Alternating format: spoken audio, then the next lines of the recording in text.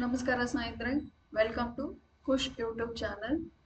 ನಾನಿವತ್ತು ಮೊನ್ನೆ ಶನಿವಾರ 20ನೇ ತಾರೀಕೇನು KA ಡಿಪಾರ್ಟ್ಮೆಂಟ್ ಇಂದ ಒಂದು ಎಕ್ಸಾಮ್ ನಡೀತು.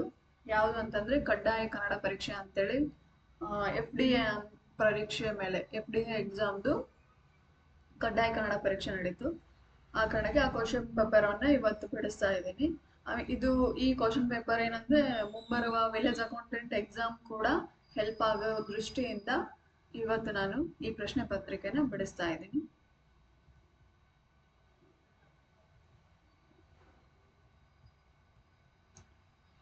ಮೊದಲನೇ ಕ್ವಶನ್, ಇಲ್ಲಿ ಗುಣಸಂಧಿಗೆ ಉದಾಹರಣೆಯಾದ ಪದ ಯಾವುದು ಅಂತೇಳಿ.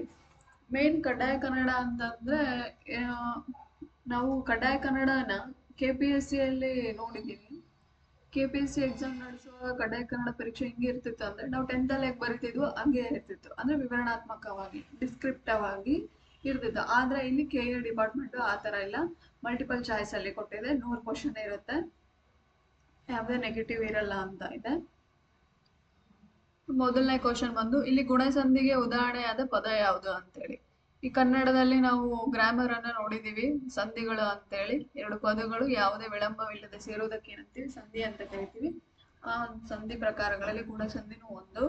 ಅದರಲ್ಲಿ ಇವಾಗ ಯಾವುದು ಈ ಗುಣಸಂಧಿಗೆ ಉದಾಹರಣೆ ಅಂತೇಳಿ. ಗುಣಸಂಧಿ ಅಂತಂದ್ರೆ ಮೊದಲು ಏನಂತ ತಿಳ್ಕೊಂಡಿರ್ಬೇಕು. ಗುಣಸಂಧಿ ಅಂತಂದ್ರೆ ಈ ಕಾರಗಳು ಈ ಕಾರಗಳು ಸೇರಿ ಏ ಕಾರ ಆದ್ರೆ ಕಾರಗಳು ಸೇರಿ ಓಕಾರ ಆದ್ರೆ ಅದನ್ನು ಗುಣಸಂಧಿ ಅಂತ ಕರಿತೀವಿ. ಈಗ ಮೊದಲು ಈ ಪದಗಳನ್ನ ಬಿಡಿಸಿ ಬರೆಯುವಂತದ್ದನ್ನ ಕಲ್ತಿರ್ಬೇಕು. ದೇವೇಂದ್ರ ಅಂತೇಳಿ, ದೇವ ಪ್ಲಸ್ ಇಂದ್ರ ದೇವೇಂದ್ರ, ದೇವ ಇಂದ್ರ ಈ ಕಾರ ಸೇರಿ ಏ ಕಾರ ಆಗಿದೆ. ಹಾಗಾಗಿ ದೇವೇಂದ್ರ ಅನ್ನೋದೇ ಸರಿಯಾದ ಉತ್ತರ. ಮೊದಲನೇ ಆಪ್ಷನ್ ಇಲ್ಲಿ ಗುಣಸಂಧಿಗೆ ಉದಾಹರಣೆಯಾದ ಪದ ಆಗಿದೆ. ಇನ್ನು ಲೋಕೈಕ ಅಂತ ಬಂದಾಗ ಲೋಕ ಪ್ಲಸ್ ಏಕ ಲೋಕೈಕ ಅಂದ್ರೆ ಏಕ ಪ್ಲಸ್ ಏಕ ಅಂದ್ರೆ ಏಕೈಕ ಅಂತ ಹೆಂಗ್ ಕರಿತೀವಲ್ಲ, ಇವೆಲ್ಲೂ ಕೂಡ ಈ ತರ ಐಕಾರಗಳು ಬಂದ್ರೆ ಇದು ವೃದ್ಧಿ ಸಂಧಿಗೆ ಉದಾಹರಣೆಯಾಗಿದೆ. ಇನ್ನು ದೇವಾಲಯ, ದೇವ ಪ್ಲಸ್ ಆಲಯ ದೇವಾಲಯ, ಇದು ಸವರ್ಣ ದೀರ್ಘ ಸಂಧಿಗೆ ದಿಗಂತ ಅಂತೇಳಿ ಜಸ್ಟ್ ಅಲ್ಲ ಆದೇಶ ಸಂಧಿ ದಿಕ್ ಪ್ಲಸ್ ಅಂತ ದಿಗಂತ. ಇಲ್ಲಿ 4ನೇ ಪ್ರಶ್ನೆ ಬಂದು, ಸುಸಂಗತ ಪದದ ಅರ್ಥ ಏನು. ಸುಸಂಗತ ಅಂದ್ರೆ ಏನು ಅಂತೇಳಿ. ಇಲ್ಲಿ ಸುಸಂಗತ ಅಂತಂದ್ರೆ ಗೊತ್ತಾಗುತ್ತೆ ನಿಮಗೆ, ಒಳ್ಳೆಯದು ಅಂತ, ಒಂದು ಪಾಸಿಟಿವಿಟಿ ಇದೆ. ಮೊದಲನೇ ಆಪ್ಷನ್ ಇಂಪಾದ, ಜೊತೆಯಾದ, 3ನೇದು ಯೋಗ್ಯವಾದ, 4ನೇದು ವಿಶೇಷವಾದ. ಇಲ್ಲಿ ಅದಕ್ಕೆ ಸರಿಯಾದ ಉತ್ತರ ಯೋಗ್ಯವಾದ ಅಂತ ಹೇಳ್ಬೋದು. ಸುಸಂಗತ ಪದಕ್ಕೆ ಸರಿಯಾದ ಪದ ಉತ್ತರ ಸಮಾನಾರ್ಥಕ ಪದ ಯಾವುದು, ಯೋಗ್ಯವಾದ ಅಂತ. ಇನ್ನು ರು ಎಂಬ ವರ್ಣವನ್ನು ಹೊರತುಪಡಿಸಿದಾಗ ಕನ್ನಡ ವರ್ಣಗಳ ಸಂಖ್ಯೆ ಅಂತ ಕೇಳಿದ್ದಾರೆ. ನಮಗೆ ಗೊತ್ತಿರೋ ಹಾಗೆ ಕನ್ನಡ ವರ್ಣಮಾಲೆಯಲ್ಲಿ 49 ಅಕ್ಷರಗಳಿವೆ. ಇನ್ನು ಆ ಕನ್ನಡ ವರ್ಣಮಾಲೆ 49 ಅಕ್ಷರಗಳಲ್ಲಿ ರು ಅನ್ನೋ ಪದ ಇಲ್ಲವೇ ಇಲ್ಲ. ರು ಜಸ್ಟ್ ರು ಇದೆ, ಆದ್ರೆ ರು ಅನ್ನೋ ಪದ ಇಲ್ಲ. ಹಂಗಾಗಿ ಸುಮ್ಮನೆ ಟ್ವಿಸ್ಟ್ ಮಾಡಕ್ಕೆ ಈ ಕ್ವಶನ್ ಅನ್ನ ಹಾಕಿದ್ದೇನೆ. ಈಗ ಕನ್ನಡ ವರ್ಣಮಾಲೆಯಲ್ಲಿ 49 ಅಕ್ಷರಗಳೇ ಇದಾವೆ. ಹಿಂಗೆ ರು ಎಂಬ ಪದವನ್ನು ರು ಎಂಬ ವರ್ಣವನ್ನು ಹೊರತುಪಡಿಸಿದಾಗ ಅಂತ ಕೇಳಿದರೆ ರು ಅದರಲ್ಲಿ ಇಲ್ಲ. ಸೊ ಹಂಗಾಗಿ 5ನೇ ಪ್ರಶ್ನೆ, ಅರ್ಹ ಪದದ ವಿರುದ್ಧ ಪದ ಯಾವುದು. ಅರ್ಹ ತುಂಬಾ ಈಸಿ ಕ್ವಶನ್ಸ್ ಇದಾವೆ. ಅರ್ಹ ಪದದ ವಿರುದ್ಧ ಪದ ಆಪ್ಷನ್ 3 ಅನರ್ಹ. ಡೈರೆಕ್ಟ್ ಆಗಿ ಹೇಳ್ಬಿಡ್ತೀನಿ, ಎಲ್ಲ ಈಸಿ ಇದಾವೆ. ಅರ್ಹ ಪದದ ವಿರುದ್ಧ ಪದ ಅನರ್ಹ. ಮತ್ತೆ ಉದ್ದೀಪಿತ ಪದದ ಅರ್ಥ ಏನು, 3ನೇ ಕ್ವಶನ್. ಉದ್ದೀಪಿತ ಪದದ ಅರ್ಥ ಆಪ್ಷನ್ ಒಳ್ಳೆಯ, ಸಾಕಷ್ಟು, ಪ್ರಚೋದಿತ, ಸಂಕಷ್ಟ ಅಂತೇಳಿ. ಅಂದ್ರೆ ಉದ್ದೀಪಿತ ಅಂತಂದ್ರೆ ಉದ್ದೇಪನೆ ಅಂತ ಕರಿತೀವಲ್ಲ, ಅಂದ್ರೆ ಪ್ರಚೋದಿಸುವಂತದ್ದು. ಅದಕ್ಕೆ ಇದಕ್ಕೆ ಸರಿಯಾದ ಉತ್ತರ ಉದ್ದೀಪಿತ ಪದದ ಅರ್ಥಕ್ಕೆ ಸರಿಯಾದ ಉತ್ತರ 3ನೇ ಆಪ್ಷನ್ ಪ್ರಚೋದಿತ. ನಾಸ್ತಿಕ ಪದದ ಅರ್ಥ ಏನು, 6ನೇ ಪ್ರಶ್ನೆ. ನಾಸ್ತಿಕ ಪದದ ಅರ್ಥ, ನಾಸ್ತಿಕ ಅಂತಂದ್ರೆ ನಿಮಗೆ ಗೊತ್ತೇ ಇದೆ, ದೇವರಲ್ಲಿ ನಂಬಿಕೆ ಇಲ್ಲದೆ ಇರೋನಿಗೆ ನಾವು ನಾಸ್ತಿಕ ಅಂತ ಕರಿತೀವಿ. ಸೊ 3ನೇ ಆಪ್ಷನ್ ಸರಿಯಾದ ಉತ್ತರ. ನಾಸ್ತಿಕ ಪದದ ಅರ್ಥಕ್ಕೆ ಸರಿಯಾದ ಉತ್ತರ ಯಾವುದು ಅಂದ್ರೆ ದೇವರಲ್ಲಿ ನಂಬಿಕೆ ಇಲ್ಲದವನು ಅಂತ. ಇನ್ನು 9ನೇ ಪ್ರಶ್ನೆ, ಇವುಗಳಲ್ಲಿ ಗುಂಪಿಗೆ ಸೇರದ ಪದವನ್ನು ಆರಿಸಿ ಅಂತ ಹೇಳಿ. U R Ananthamurthy, Girish Karnad, Chandrashekhar Kambar, M Gopal Krishna Adiga ಅಂತೇಳಿ. ಈ 4 ಆಪ್ಷನ್ ನಿಮಗೆ ಗುಂಪಿ ಸೇರದ ಪದವನ್ನ ಕಂಡುಹಿಡಿಬೇಕಂದ್ರೆ ಮೇನ್ ಆಗಿ ನಿಮ್ಗೆ ಸಾಹಿತ್ಯದ ಬಗ್ಗೆ ಒಂದ್ ಸ್ವಲ್ಪನಾದ್ರೂ ತಿಳುವಳಿಕೆ ಇರಬೇಕು. ಅಂದ್ರೆ ಬೇಸಿಕ್ ನಾಲೆಡ್ಜ್. ಜ್ಞಾನಪೀಠ ಪ್ರಶಸ್ತಿ ಪಡೆದಂತವ್ರು, ಪಂಪ ಪ್ರಶಸ್ತಿ ಪಡೆದಂತವ್ರು, ಆಮೇಲೆ ಕೇಂದ್ರ ಸಾಹಿತ್ಯ ಅಕಾಡೆಮಿ ಪ್ರಶಸ್ತಿ ಪಡೆದವರು, ಇವೆಲ್ಲವೂ ಕೂಡ ನಿಮಗೆ ಗೊತ್ತಿದ್ರೆ, ಒಂದು ನಾಲೆಡ್ಜ್ ಇದ್ರೆ, ಅವಾಗ ಇದನ್ನ ನಾವು ಫೈಂಡ್ ಔಟ್ ಮಾಡ್ಬೋದು. ಸೊ ಇಲ್ಲಿ ಯು ಆರ್ ಅನಂತಮೂರ್ತಿ ಅಂತೇಳಿ ಇವರು ಕೂಡ ಆ ಜ್ಞಾನಪೀಠ ಪ್ರಶಸ್ತಿ ತಗೊಂಡಿದ್ದಾರೆ. ಆಮೇಲೆ ಗಿರೀಶ್ ಕಾರ್ನಾಡ್ ಅಂತ ಇವ್ರಿಗೂ ಜ್ಞಾನಪೀಠ ಪ್ರಶಸ್ತಿ ಬಂದಿದೆ. ಚಂದ್ರಶೇಖರ್ ಕಂಬಾರ್ ಇವರು ಕೂಡ ಜ್ಞಾನಪೀಠ ಪ್ರಶಸ್ತಿ ಪುರಸ್ಕೃತರು. ಹಾಗೆ 4ನೇ ಆಪ್ಷನ್ ಇದೆಯಲ್ಲ, ಗೋಪಾಲ್ ಕೃಷ್ಣ ಅಡಿಗ ಅಂತ, ಇವರು ಜ್ಞಾನಪೀಠ ಪ್ರಶಸ್ತಿಯನ್ನ ಪಡೆದಿಲ್ಲ. ಸೊ ಹಂಗಾಗಿ ಇಲ್ಲಿ ಗುಂಪಿಗೆ ಸೇರದ ಪದ ಗೋಪಾಲ್ ಕೃಷ್ಣ ಅಡಿಗ.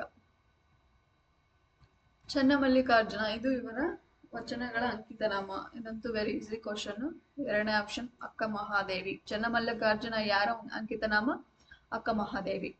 ಆಮೇಲೆ ಬಸವಣ್ಣನವರ ಅಂಕಿತನಾಮ ಕೂಡಲ ಸಂಗಮ ದೇವ. ಜಡರ್ ದಾಸಿಮಯ್ಯ ರಾಮನಾಥ. ಕನಕದಾಸ ಆದಿನೆಲೆ ಕಾಗಿನೆಲೆ ಆದಿಕೇಶವ ಅಂತೇಳಿ. ಸ್ಥಾನಪಲ್ಲಟವಾಗಿರುವ ಪದಗಳನ್ನು ಅರ್ಥಪೂರ್ಣ ವಾಕ್ಯವಾಗಿ ಪರಿವರ್ತಿಸಿ. ಅಂದ್ರೆ ಇವಾಗ ಇದನ್ನ PQRS ಕ್ವಶನ್ಸ್ ಅಂತ ಕರಿತೀವಿ. ನಾವು ಇದನ್ನ ಜೋಡಿಸ್ಬೇಕು ಸರಿಯಾದ ರೀತಿಯಲ್ಲಿ, ಒಂದು ಅರ್ಥಪೂರ್ಣ ವಾಕ್ಯವನ್ನ ಮಾಡಬೇಕು. ಮಂಜಿನ ಮುಂಜಾನೆಯಲ್ಲಿ ಹನಿ ಮೂಡಿದೆ. ಓಕೆ, ಮುಂಜಾನೆಯಲ್ಲಿ ಮಂಜಿನ ಹನಿ ಮೂಡಿದೆ ಆಗ್ಬೇಕಿದು. QPRS ಇಲ್ಲಿ ಸರಿಯಾದ ಉತ್ತರ ಇದೆ. Answer option 3 QPRS.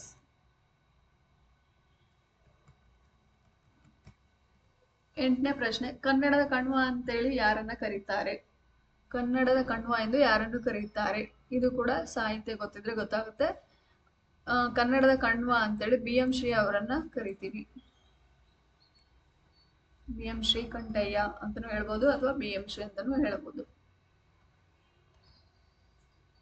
ಇಲ್ಲಿ ಅಕರ್ಮಕ ಧಾತುವಿಗೆ ಉದಾಹರಣೆ.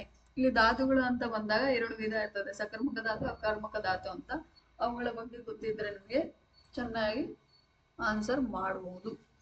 ಓಕೆ, ಅಕರ್ಮಕ ಧಾತುಗೆ ಉದಾಹರಣೆ ಯಾವುದು? ಅಕರ್ಮಕ ಪದ ಅಂದ್ರೆ ಏನಂತ ಗೊತ್ತಿರಬೇಕು ಫಸ್ಟ್ ನಿಮಗೆ. ಅಕರ್ಮಕ ಅಂದ್ರೆ ಕರ್ಮ ಪದವನ್ನ ಬಯಸದೆ ಇರುವಂತಹ ಪದಗಳು. ಅಂದ್ರೆ ಕರ್ಮ ಪದವನ್ನ ಅಪೇಕ್ಷಿಸದೆ ಇರುವಂತಹ ಪದಗಳಿಗೆ ನಾವೇನಂತ ಕರಿತೀವಿ? ಅಕರ್ಮಕ ಧಾತು ಅಂತ ಕರಿತೀವಿ. ನೋಡ್ರಿ, ಉದಾಹರಣೆಗೆ ಮೇನ್ ಆಗಿ ಏನ್ ತಿಳ್ಕೊಬೇಕಂದ್ರೆ, ಒಂದು ಪದ ಇತ್ತು ಅಂದ್ರೆ ಆ ಕ್ರಿಯಾಪದನೇ ಕೊಟ್ಟಿರ್ತಾರಲ್ಲಿ, ಆ ಕ್ರಿಯಾಪದ ಧಾತು ಏನಿರುತ್ತಲ್ವಾ, ಅದಕ್ಕೆ ನಾವು ಏನನ್ನು ಅಂತ ಪ್ರಶ್ನೆ ಹಾಕೋಕೆ ಬಂದ್ರೆ ಅದು ಸಕರ್ಮಕ. ಏನನ್ನು ಅನ್ನೋ ಕೇಳಕ್ಕೆ ಆ ಪದ ಬಂದಿಲ್ಲ ಅಂದ್ರೆ ಆಗ ಅದು ಅಕರ್ಮಕ ಧಾತು ಆಗುತ್ತೆ. ಏನನ್ನು ಅಂತ ಬರ್ಬೇಕು, ಮೇನ್ ಆಗಿ ಬರಬಾರ್ದು. ಏನನ್ನು ಅಂತ ಪ್ರಶ್ನೆ ಮಾಡಿದ್ರೆ ಬರಬಾರ್ದು, ಪ್ರಶ್ನೆ ಮಾಡಕ್ಕೆ ಬರಬಾರ್ದು. ಉದಾಹರಣೆಗೆ ಮಲಗು, ಏನನ್ನು ಮಲಗಿತು ಅಂತ ಆಗುತ್ತಾ? ಇಲ್ಲ. ಸೊ ಹಂಗಾಗಿ ಅಕರ್ಮಕ ಧಾತುಗೆ ಉದಾಹರಣೆ, ಸರಿಯಾದ ಉದಾಹರಣೆ ಮಲಗುನೇ ಆಗುತ್ತೆ. ಏನನ್ನು ಮಲಗಿತು ಆಗಲ್ಲ. ಓಕೆ, ನೆಡು, ಏನನ್ನು ನೆಡು, ಹೌದು ನೆಡಬಹುದು ಗಿಡವನ್ನು ಅಂತ. ತಿನ್ನು, ಏನನ್ನು ತಿನ್ನು. ಓಕೆ, ತೊಡು, ಏನನ್ನು ತೊಡು. ಇವೆಲ್ಲವಕ್ಕೂ ಕ್ವಶನ್ ಮಾಡ್ಬೋದು ಏನನ್ನು ಅಂತೇಳಿ. ಆದ್ರೆ ಮಲಗುಗೆ ಏನನ್ನು ಅಂತ ಬಳಸಲ್ಲ. ಸೊ ಹಂಗಾಗಿ ಇದೆ ಅಕರ್ಮಕ ಧಾತು. ಮತ್ತೆ 14ನೇ ಪ್ರಶ್ನೆ, ಆ ಪಟ್ಟಿಯಲ್ಲಿನ ವಿಭಕ್ತಿಗಳೊಂದಿಗೆ ಬಾ ಪಟ್ಟಿಯಲ್ಲಿನ ಕಾರಕಾರ್ಥಗಳನ್ನ ಹೊಂದಿಸಿ ಬರೆಯಿರಿ. ಇವು ವಿಭಕ್ತಿ ಪ್ರತ್ಯಯಗಳ ಬಗ್ಗೆ ಕೂಡ ನಾವು ಚೆನ್ನಾಗಿ ನೋಡ್ಕೋಬೇಕು. ಯಾಕಂದ್ರೆ ಈ ಟಾಪಿಕ್ ಮೇಲೆ ಕೂಡ ಕನ್ನಡ ಪರೀಕ್ಷೆಯಲ್ಲಿ, ಪ್ರತಿಯೊಂದು ಪರೀಕ್ಷೆಯಲ್ಲಿ ಕೇಳ್ತಾರೆ ವಿಭಕ್ತಿ ಪ್ರತ್ಯಯಗಳಂತೇಳಿ. ಇಲ್ಲಿ ಪ್ರಥಮ, ತೃತೀಯ, ಚತುರ್ಥಿ, ಪಂಚಮಿ ಅಂತೇಳಿ 4 ಹೇಳಿದ್ದಾರೆ. ಅದಕ್ಕೆ ಕಾರಕಾರ್ಥಗಳಿವೆ: ಕರಣಾರ್ಥ, ಅಪದಾನ, ಕರ್ತೃರ್ಥ, ಸಂಪ್ರದಾನ ಅಂತ. ನಿಮಗಿದು ಗೊತ್ತಿರಬೇಕು. ಪ್ರಥಮ ಉ ಅಂತ ಗೊತ್ತು, ಆಮೇಲೆ ಕಾರಕಾರ್ಥ ಬಂದು ಕರ್ತೃ. ದ್ವಿತೀಯ ಇಲ್ಲ ಇಲ್ಲಿ, ಅದು ದ್ವಿತೀಯ ಅನ್ನು, ಮತ್ತೆ ಕಾರಕಾರ್ಥ ಬಂದು ಕರ್ಮ. ತೃತೀಯ ಇಂದ ಕಾರಕಾರ್ಥ ಬಂದು ಕರಣ. ಸೊ ಹಂಗಾಗಿ ಕರ್ಣ ಅನ್ನೋದು ತೃತೀಯ ಒಂದಾಯ್ತು. ಪ್ರಥಮಗೆ ಕರ್ತೃ ಅಲ್ಲ, ಸಾರಿ, ಇದು 2ನೇ ಕ್ವಶನ್ ಆನ್ಸರು. ತೃತೀಯ ಪ್ರಥಮಕ್ಕೆ 1 ಕರ್ತೃ. ಆಮೇಲೆ ಚತುರ್ಥಿ ಅಂದ್ರೆ ಸಂಪ್ರದಾನ ಅಂತ ಬರುತ್ತೆ. ಆಮೇಲೆ ಪಂಚಮಿ ಅಪದಾನ. ಇವಿಷ್ಟು ಗೊತ್ತಿರ್ಬೇಕು ನಿಮಗೆ. ಪ್ರಥಮ ಕರ್ತೃ, ದ್ವಿತೀಯ ಕರ್ಮ, ತೃತೀಯ ಕರ್ಣ, ಚತುರ್ಥಿ ಸಂಪ್ರದಾನ, ಪಂಚಮಿ ಅಪದಾನ, ಷಷ್ಠಿ ಸಂಬಂಧ, ಸಪ್ತಮಿ ಅಧಿಕರಣ ಅಂತ ಬರುತ್ತೆ. ಇಲ್ಲಿ ಸರಿಯಾದ ಉತ್ತರ ನೋಡಿ,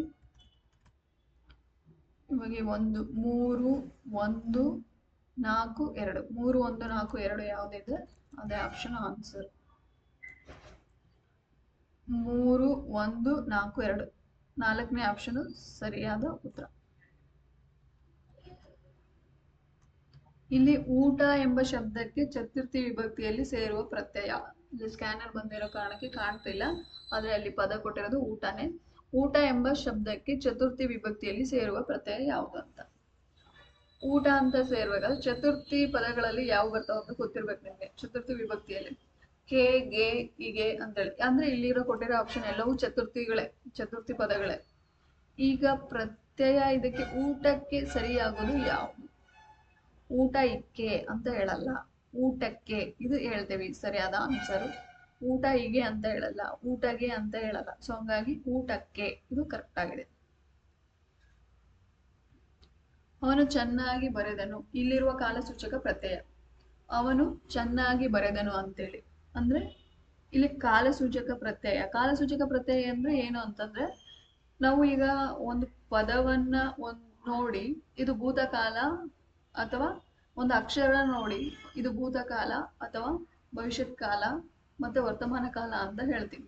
ಆ ಪದಗಳಿಗೆ ನಾವು ಕಾಲಸೂಚಕ ಪ್ರತ್ಯಯ ಅಂತ ಕರಿತೀವಿ. ಇಲ್ಲಿ ಬರೆದನು ಅನ್ನೋದು ಒಂದು ಕ್ರಿಯಾಪದ. ಇದು ಯಾವ ಕಾಲದಲ್ಲಿದೆ ಅಂತ ಗೊತ್ತಾಗ್ತಿದೆ ನಮಗೆ, ಭೂತಕಾಲದಲ್ಲಿದೆ. ಯಾವುದನ್ನ ನೋಡಿ ಭೂತಕಾಲ ಅಂತ ಹೇಳಿದ್ವಿ? ಯಾವ ಪದವನ್ನ ನೋಡಿ ಅಂದ್ರೆ ಬರೆದನು. ದ ಪದವನ್ನ ನೋಡಿ ನೀವು ಬರೆದ ಅಂದ್ರೆ ಭೂತಕಾಲ ಆಲ್ರೆಡಿ ಆಗ್ಬಿಟ್ಟೈತೆ. ದ ಪದವನ್ನ ನೋಡಿ ನಾವು ಭೂತಕಾಲ ಅಂತ ಹೇಳಿದ್ವಿ. ಆ ಕಾರಣಕ್ಕೆ ಇಲ್ಲಿ ಕಾಲಸೂಚಕ ಪ್ರತ್ಯಯ ದ ಆಗಿರುತ್ತೆ.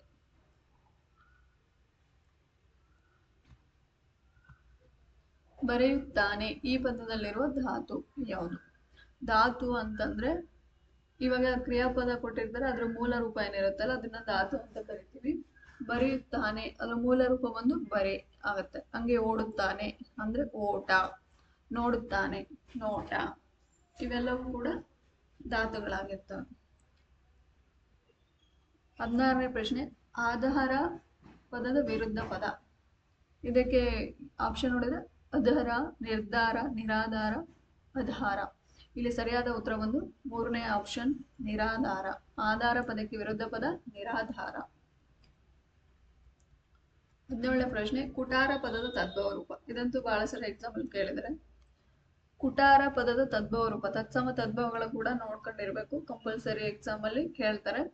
ಕುಟಾರ ಪದದ ತದ್ಭವ ರೂಪ ಅಂದ್ರೆ ಕೊಡಲಿ ಅಂತೇಳಿ ಬರುತ್ತೆ. ಕುಟಾರಕ್ಕೆ ಸರಿಯಾದ ತದ್ಭವ ರೂಪ ಕೊಡಲಿ. ಇಸ್ವಾಸ 19ನೇ ಪ್ರಶ್ನೆ, ಇಸ್ವಾಸ ಪದದ ಗ್ರಾಂಥಿಕ ರೂಪ ಯಾವುದು? ಇಸ್ವಾಸ ಅಂದ್ರೆ ಹಳ್ಳಿಯಲ್ಲಿ ಇದನ್ನ ಬಳಸ್ತಾರ, ಅವರಿಗೆ ವಿಶ್ವಾಸ ಇಲ್ಲಪ್ಪ ಅಂತಂತ ಹೇಳ್ತೀವಲ್ಲ, ವಿಶ್ವಾಸ ಹಳ್ಳಿ ಭಾಷೆಯಲ್ಲಿ, ಅದೇ ಗ್ರಾಂಥಿಕ ರೂಪದಲ್ಲಿ ಆದ್ರೆ ವಿಶ್ವಾಸ ಅಂತ ಆಗುತ್ತೆ ಸರಿಯಾದ. ಇಷ್ಟು ದಿವಸ ಬರಲ್ಲ, ಈ ಶ್ವಾಸ ಅಂತ ಹೇಳಲ್ಲ, ಈ ಸ್ವರುಸ ಅಂತ ಹೇಳ್ಬೋದು. ಆದ್ರೆ ವಿಶ್ವಾಸ ಅನ್ನೋದು ವಿಶ್ವಾಸ ಅನ್ನೋ ಪದಕ್ಕೆ ಬರುತ್ತೆ. 18ನೇ ಪ್ರಶ್ನೆ, ಒಂದು ಪದಕ್ಕೆ ಸಮಾನಾರ್ಥಕ ಪದವನ್ನು ಸೂಚಿಸಿ ಬರೆಯುವಾಗ ಬಳಸುವ ಲೇಖನ ಚಿಹ್ನೆ ಯಾವುದು? ಒಂದು ಪದಕ್ಕೆ ಸಮಾನಾರ್ಥಕ ಪದವನ್ನು ಸೂಚಿಸಿ ಬರೆಯುವ ಬಳಸುವ ಲೇಖನ ಚಿಹ್ನೆ ಇದು ಪೂರ್ಣ ವಿರಾಮ. ಒಂದು ಏನಪ್ಪಾ ಅಂದ್ರೆ ಒಂದು ವಾಕ್ಯ ಪೂರ್ಣ ಆದಾಗ ಬರಿತೀವಿ, ಅದನ್ನ ಬಳಸಲ್ಲ. ಉದ್ಧರಣ ಚಿಹ್ನೆ ಇದು ಬೇರೆಯವರು ಹೇಳಿದ್ದನ್ನ ಬರೆಯುವಂಥದ್ದು, ಬೇರೆಯವರು ಹೇಳಿದ್ದನ್ನ ಬರೆಯುವಂಥದ್ದು. ಉದ್ಧರಣ ಚಿಹ್ನೆ ಇನ್ವರ್ಟೆಡ್ ಕಮ ಅಂತ ಕರಿತೀವಲ್ಲ ಅದು. ಈ ತರ ಇದು ಉದ್ಧರಣ ಚಿಹ್ನೆ ಅನ್ನೋದು ಒಬ್ಬರ ಹೇಳಿಕೆಯನ್ನ ಯಥಾವತ್ತಾಗಿ ಹೇಳೋದಕ್ಕೆ ಆ ತರ ಬಳಸ್ತೀವಿ. ಅದೇ ಆವರಣ ಚಿಹ್ನೆ ಅಂದ್ರೆ ಇದು ಅನ್ಯ ದೇಶೀಯಗೂ ಬಳಸ್ಬೋದು. ಆಮೇಲೆ ವಿವರಣಾತ್ಮಕ ಚಿಹ್ನೆ ಈ ತರ ಇರುತ್ತೆ. ಈ ತರ ವಿವರಣಾತ್ಮಕ ಚಿಹ್ನೆ ಇದ್ರೆ ಇದು ಸಮಾನಾರ್ಥಕ ಪದಗಳಿಗೂ ಕೂಡ ನಾವು ಬಳಸ್ತೀವಿ. ಹಾಗಾಗಿ ಇಲ್ಲಿ ಸರಿಯಾದ ಉತ್ತರ 4ನೇ ಆಪ್ಷನ್. ಮತ್ತೆ ಗಾದೆಯನ್ನ 20ನೇ ಪ್ರಶ್ನೆ, ಗಾದೆ ಮಾತನ್ನು ಪೂರ್ಣಗೊಳಿಸಿ ಅಂತ ಕೇಳಿದ್ರು. ದೂರದ ಬೆಟ್ಟ ಅಂತೇಳಿ, ದೂರದ ಬೆಟ್ಟ ಡ್ಯಾಶ್ ಅಂದ್ರೆ ಹತ್ತುವುದು ಸುಲಭ, ಕಣ್ಣಿಗೆ ನುಣ್ಣಗೆ, ಪಶ್ಚಿಮ ಘಟ್ಟ ಒಂದಕ್ಕೊಂದು ಅಡ್ಡ. ನಿಮಗೆ ಗೊತ್ತೇ ಇದೆ, ದೂರದ ಬೆಟ್ಟ ಕಣ್ಣಿಗೆ ನುಣ್ಣಗೆ. ಸರಿಯಾದ ಉತ್ತರ ಕಣ್ಣಿಗೆ ನುಣ್ಣಗೆ. ಅಕ್ಕಿ ಮೇಲೆ ಆಸೆ ನೆಂಟ್ರ ಮೇಲೆ ಪ್ರೀತಿ ಅಂತೇಳಿ ಈ ಮಾತಿನ ಅರ್ಥ. ಗಾದೆ ಮಾತು ಕೂಡ ಕೇಳ್ತಾರೆ. ಅಕ್ಕಿ ಮೇಲೆ ಆಸೆ ನೆಂಟ್ರ ಮೇಲೆ ಪ್ರೀತಿ, ಇದನ್ನ ಕೇಳಿರ್ತೀವಿ. ಇದರ ಅರ್ಥ ಏನು ಅಂತ ಇಲ್ಲ ನೋಡೋಣ. ಜಿಪುಣತನ, ಅತಿಯಾದ ಪ್ರೀತಿ, ಮಹಾ ಉದಾರಿ, ಸರಿಯಾದ ಹಂಚಿಕೆ. ಅಂದ್ರೆ ಅಕ್ಕಿ ಮೇಲೇನೂ ಆಸೆ, ನೆಂಟ್ರ ಮೇಲೆ. ಈಗ ಅಕ್ಕಿ ಯಾರಾದ್ರೂ ಬಂದ್ರೆ ಅಂದ್ರೆ ಅಡುಗೆ ಮಾಡಕ್ಕೆ ಹಿಂದೆ ಮುಂದೆ ನೋಡೋದು, ಅಂದ್ರೆ ಅಕ್ಕಿ ಮೇಲೆ ಆಸೆ ಅನ್ನಕ್ಕೆ. ಆಮೇಲೆ ಆದ್ರೂ ದಿನಾಲು ಅವರು ನೆಂಟ್ರು ಕೂಡ ಬರ್ಲಿ ಅಂತ ಹೇಳೋದು. ಈ ಕಡೆ ಅಕ್ಕಿನೂ ಬಳಸಲ್ಲ, ಈ ಕಡೆ ನೆಂಟ್ರು ಬರ್ಲಿ ಅಂತ ಹೇಳ್ತೀವಲ್ಲ, ಆ ತರ. ಅಂದ್ರೆ ಜಿಪುಣತನ ಅನ್ನೋದು ಈ ಪದದ ಅರ್ಥ. ಅವನು ನಾಳೆ ಬೆಂಗಳೂರಿಗೆ ಹೋಗುವನು. ಇಲ್ಲಿ ಅಡಿಗೆರೆ ಹೇಳದ ಸರ್ವನಾಮ ಪದ ಯಾವುದು? ಸರ್ವನಾಮ ಅಂತ ನಿಮಗೆ ಗೊತ್ತೇ ಇದೆ. ಅವನು, ಅವಳು, ಅವನು, ಅವಳು, ಮತ್ತೆ ಯಾರಪ್ಪ, ನಾನು, ನೀನು, ಅದು, ಇದು, ಅವರು, ಇವೆಲ್ಲವೂ ಕೂಡ ಸರ್ವನಾಮಗಳಾಗಿರ್ತವೆ. ಇಲ್ಲಿ ಅವನು ಅನ್ನೋ ಪದಕ್ಕೆ ಸರ್ವನಾಮ ಯಾವುದು ಅಂತ ಕೇಳಿದರೆ ಅವನು ಅನ್ನೋದು ಯಾವ್ದಾಗುತ್ತೆ ಅಂದ್ರೆ ಉತ್ತರ ಪ್ರಥಮ ಪುರುಷ ಆಗುತ್ತೆ.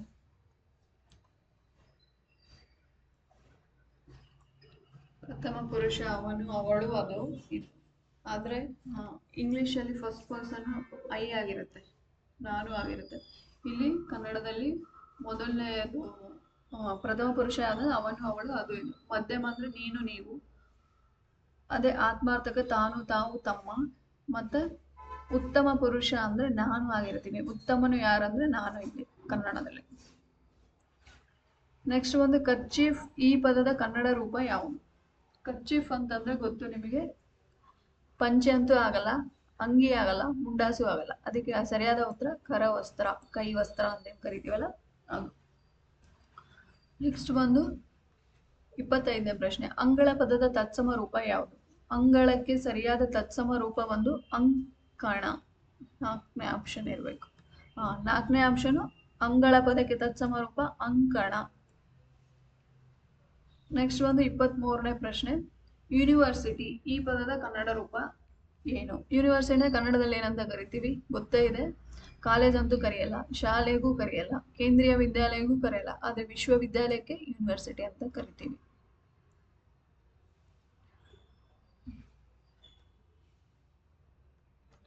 ಹೊಳೆಯಲ್ಲಿ ಹುಣ್ಸೆಹಣ್ಣು ತೊಳೆ. ಇದನ್ನಂತೂ ಬಹಳ ಸರಿ ಬಳಸ್ತೀವಿ ದಿನನಿತ್ಯ ನಾವು. ಹೊಳೆಯಲ್ಲಿ ಹುಣ್ಸೆಹಣ್ಣು ತೊಳೆ ಅಂದ್ರೆ ಅವನಿಗೆ ಏನ್ ಹೇಳಿದ್ರು ಹೊಳೆಯಲ್ಲಿ ಹುಣ್ಸೆಹಣ್ಣು ತೊಳ್ದಂಗಪ್ಪ ಅಂತ ಕೇಳ್ತೀವಿ. ಇದಕ್ಕೆ ಸಮಾನಾರ್ಥ ಪದ ಯಾವುದು ಅಂತ ನೋಡಿದ್ರೆ ಬಹಳ ಮೆಚ್ಚು, ವ್ಯರ್ಥ, ಸಾಕಷ್ಟು ಕೂಡಿಸು. ಇಲ್ಲಿ ವ್ಯರ್ಥ ಅನ್ನೋದು ಇದಕ್ಕೆ ಸರಿಯಾದ ಉತ್ತರ. ಸೊಗಸಾಗಿ ಎನ್ನುವುದು ಡ್ಯಾಶ್ ಅವ್ಯಯ. ಈ ಅವ್ಯಯಗಳನ್ನು ಕೂಡ ನಾವು ತಿಳ್ಕೊಂಡಿರ್ಬೇಕು. ಅದರಲ್ಲಿ ಅನುಕರಣ ಅವ್ಯಯ ಬರುತ್ತೆ, ಕ್ರಿಯಾರ್ಥಕ ಅವ್ಯಯ, ಸಾಮಾನ್ಯ ಅವ್ಯಯ, ಸಂಬಂಧಾರ್ಥಕ ಅವ್ಯಯ ಅಂತ ಕಂಡು ಬರ್ತವೆ. ಈ ಸೊಗಸಾಗಿ ಎನ್ನುವುದು ಯಾವ ಅವ್ಯಯ ಅಂತ ನೋಡಿದ್ರೆ ಅದು ಸಾಮಾನ್ಯ ಅವ್ಯಯ ಆಗುತ್ತೆ. ಇಲ್ಲಿ ಅನುಕರಣ ಅವ್ಯಯ ಅಂತಂದ್ರೆ ನಾವು ಇದಕ್ಕೆ ಪದಗಳಿಗೆ ಅರ್ಥನೇ ಇರಲ್ಲ, ಸುಮ್ನೆ ನಾವು ಊಹೆ ಮಾಡಿ ಹೇಳೋವಂಥದ್ದು. ಒಂದು ಮಳೆ ಬರ್ತಿದೆ, ಹೆಂಗ್ ಬರ್ತಿದೆಪ್ಪ ಅಂದ್ರೆ ಜಿನಿ ಜಿನಿ ಅಂತ. ಆ ಪದಕ್ಕೆ ಅರ್ಥ ಇಲ್ಲ, ಆದ್ರೂ ಕೂಡ ನಾವು ಅದನ್ನ ನೋಡಿ ಹೇಳ್ತೀವಿ ಒಂದು ಕಲ್ಪನೆ ಮಾಡ್ಕೊಂಡು. ನಮಗಾದ್ರೆ ಅದು ಅರ್ಥ ಆಗತ್ತೆ, ಆ ಪದಕ್ಕೆ ಅರ್ಥ ಇಲ್ಲ ಅಂತ ಪದಗಳಿಗೆ ಅನುಕರಣ ಅವ್ಯಯ ಅಂತ ಕರಿತೀವಿ.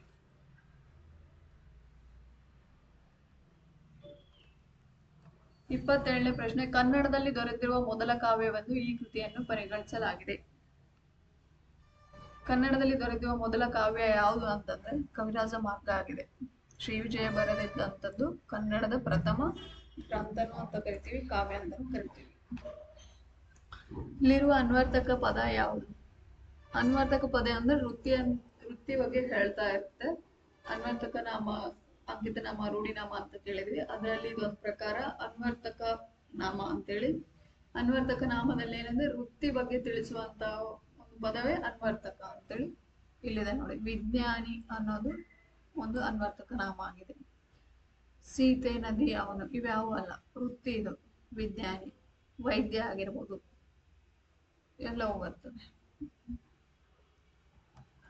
ಅಕರ್ಮಕ ಧಾತುವಿಗೆ ಉದಾಹರಣೆಯಾದ ಪದ. ನಾನು ಆಗ್ಲೇ ಮತ್ತೆ ಹಿಂದೆ ಒಂದು ಪ್ರಶ್ನೆಗೆ ಹೇಳಿದ್ದೆ. ಅಕರ್ಮಕ ಧಾತು ಅಂದ್ರೆ ಕರ್ಮ ಪದವನ್ನ ಬಯಸದೇ ಇರುವಂತಹ ಪದಗಳು. ಆಮೇಲೆ ಆ ಒಂದು ಪದಕ್ಕೆ ಏನನ್ನು ಅಂತ ಪ್ರಶ್ನೆ ಮಾಡಿದ್ರೆ ಆ ಪ್ರಶ್ನೆ ಹಾಕಕ್ಕೆ ಬರಬಾರ್ದು. ಏನನ್ನು ಅನ್ನೋ ಕೇಳಕ್ಕೆ ಬರಬಾರ್ದು. ಮಾಡು ಏನನ್ನು ಮಾಡಿದೆ ಬರ್ತದ. ಓಡು ಏನನ್ನು ಓಡು ಅಂತ ಹೇಳಕ್ಕಾಗತ್ತಾ? ಇಲ್ಲ. ಸೊ ಹಾಗಾಗಿ ಇದೆ ಸರಿ ಉತ್ತರ. ಕೂಡು ಏನನ್ನು ಕೂಡು, ಏನನ್ನು ಓಡು, ಏನನ್ನು ಕೂಡಿಸ್ಬೋದಲ್ಲ, ಏನನ್ನಾದ್ರೂ ಕೂಡಿಸ್ಬೋದು. ಓಕೆ, ತೊಡು ಬರುತ್ತೆ. ಈಗ ಸರಿ ಆಕ್ರಮಕ ಧಾತುವಿಗೆ ಉದಾಹರಣೆ ಸರಿ ಪದ ಓಡು ಅಂತ. ಏನನ್ನು ಓಡು ಅಂತ ಹೇಳಲ್ಲ, ಏನು ಓಡಿತು ಅಂತ ಹೇಳ್ಬೋದು, ಅದು ಏನನ್ನು ಓಡಿತು ಅಂತ ಹೇಳಕ್ಕಾಗಲ್ಲ. ಆತ್ಮಾರ್ಥಕ ಸರ್ವನಾಮಕ್ಕೆ ಉದಾಹರಣೆ ಆಗ್ಲೇ ನಿಮಗೆ ಹೇಳಿದೆ, ಪ್ರಥಮ ಪುರುಷ ದ್ವಿತೀಯ ಪುರುಷ ಅಂತ ಏನಿದ್ವಲ್ಲ ಅದರಲ್ಲಿ ಆತ್ಮಾರ್ಥಕ ಸರ್ವನಾಮಕ್ಕೆ ಉದಾಹರಣೆ ಬಂದು ತಾನು ಆಗುತ್ತೆ. ತಾನು ಆತ್ಮಾರ್ಥಕ ಸರ್ವನಾಮ. ನೀನು ಮಧ್ಯಮ ಪುರುಷ, ನಾನು ಉತ್ತಮ ಪುರುಷ, ಅವನು ಪ್ರಥಮ ಪುರುಷ. ಇನ್ನು ಸಪ್ತಮಿ ವಿಭಕ್ತಿ ಕಾರಕಾರ್ಥ ಯಾವುದು? ಸಪ್ತಮಿ ಆಗ್ಲೇ ಹೇಳಿದ್ವಿ, ವಿಭಕ್ತಿ ಪ್ರತ್ಯಯಗಳು. ವಿಭಕ್ತಿ ಪ್ರತ್ಯಯಗಳ ಮೇಲೆ ಬಹಳ ಕ್ವಶನ್ ಆಗಿದ್ದಾವೆ ಎಕ್ಸಾಮ್ ಪೇಪರ್ ಅಲ್ಲಿ, ಸೊ ಹಾಗಾಗಿ ನೋಡ್ಕೊಳ್ಳಿ. ಸಪ್ತಮಿ ವಿಭಕ್ತಿ ಕಾರಕಾರ್ಥ ಅಂದ್ರೆ ಸಪ್ತಮಿ ಬಂದು ಇಲ್ಲಿ ಅಧಿಕರಣ ಬರುತ್ತೆ. ಹೆಂಗೆ ಅಂದ್ರೆ ಪ್ರಥಮ ಕರ್ತೃ, ದ್ವಿತೀಯ ಕರ್ಮ, ತೃತೀಯ ಕರ್ಣ, ಚತುರ್ಥಿ ಸಂಪ್ರದಾನ, ಪಂಚಮಿ ಅಪದಾನ, ಷಷ್ಠಿ ಸಂಬಂಧ, ಸಪ್ತಮಿ ಅಧಿಕರಣ. ಸೊ 4ನೇ ಆಪ್ಷನ್ ಸರಿಯಾದ ಉತ್ತರ. 35ನೇ ಪ್ರಶ್ನೆ, ಸನ್ಮಾನ ಪದವು ಯಾವ ಸಂಧಿಗೆ ಉದಾಹರಣೆಯಾಗಿದೆ? ಸನ್ಮಾನ ಅನ್ನೋ ಪದ ಸತ್ ಪ್ಲಸ್ ಮಾನ ಸನ್ಮಾನ ಅಂದ್ರೆ ಇದು ಅನುನಾಸಿಕ ಸಂಧಿಗೆ ಉದಾಹರಣೆಯಾಗಿದೆ. ಸಂಧಿಗಳ ಬಗ್ಗೆ ನೋಡ್ಕೊಳ್ಳಿ ಗೊತ್ತಾಗುತ್ತೆ. ಪೂರ್ವ ಪದದ ಸಂಖ್ಯಾವಾಚವು ಉತ್ತರ ಪದದ ನಾಮಪದದೊಡನೆ ಕೂಡಿ ಆಗುವ ಸಮಾಸ ಇದಾಗಿದೆ. ಇಷ್ಟೇ ನೆನ್ಪಿಟ್ಕೊಳ್ರಿ. ಅಲ್ಲಿ ಸಂಖ್ಯಾವಾಚಕ ಬಂತು ಅಂದ್ರೆ ಸಮಾಸದಲ್ಲಿ ಅದು ಸಂಖ್ಯೆಯನ್ನ ಕೂಡಿದ್ರೆ ನಾವು ಅದಕ್ಕೆ ಕಣ್ಮುಚ್ಕೊಂಡು ಹೇಳಿ ದ್ವಿಗು ಸಮಾಸ. ಸಂಖ್ಯೆ ಬಂತು ಅಂದ್ರೆ ಸಮಾಸದಲ್ಲಿ ಅದು ದ್ವಿಗು ಸಮಾಸ ಆಗಿರುತ್ತೆ. ಸರಿಯಾದ ತತ್ಸಮ ತದ್ಭವ ರೂಪ ಗುರುತಿಸಿ. ಶರ್ಕರ ಸಕ್ಕರೆ ಇದು ಸರಿಯಾದ ತತ್ಸಮ ತದ್ಭವ. ಶರ್ಕರ ಸಕ್ಕರೆ. ವೃಷಭ ಬಸವ ಆಗ್ಬೇಕಿತ್ತು. ಆಮೇಲೆ ಜ್ವಾಲ ಜ್ವಾಲೆ ಆಗ್ಬೇಕು. ಶಾಲಾ ಶಾಲೆ ಆಗ್ಬೇಕು. ಹೆಜ್ಜೇನು ಪದದಲ್ಲಿ ಆಗಿರುವ ಸಮಾಸ ಯಾವುದು ಅಂತೇಳಿ. ಹೆಜ್ಜೇನು ಅಂತೇಳಿ ಒಂದು ಪದವನ್ನ ನಾವು ವಿಶೇಷಣ ಮಾಡೋದು ಅಂದ್ರೆ ಅಡ್ಜೆಕ್ಟಿವ್ ಅಂತ ಇಂಗ್ಲಿಷ್ ಅಲ್ಲಿ ಕರಿತೀವಿ. ಅಂದ್ರೆ ಒಂದು ಪದವನ್ನ ಡಿಸ್ಕ್ರೈಬ್ ಮಾಡ್ಬೇಕು, ನಾಮಪದವನ್ನ.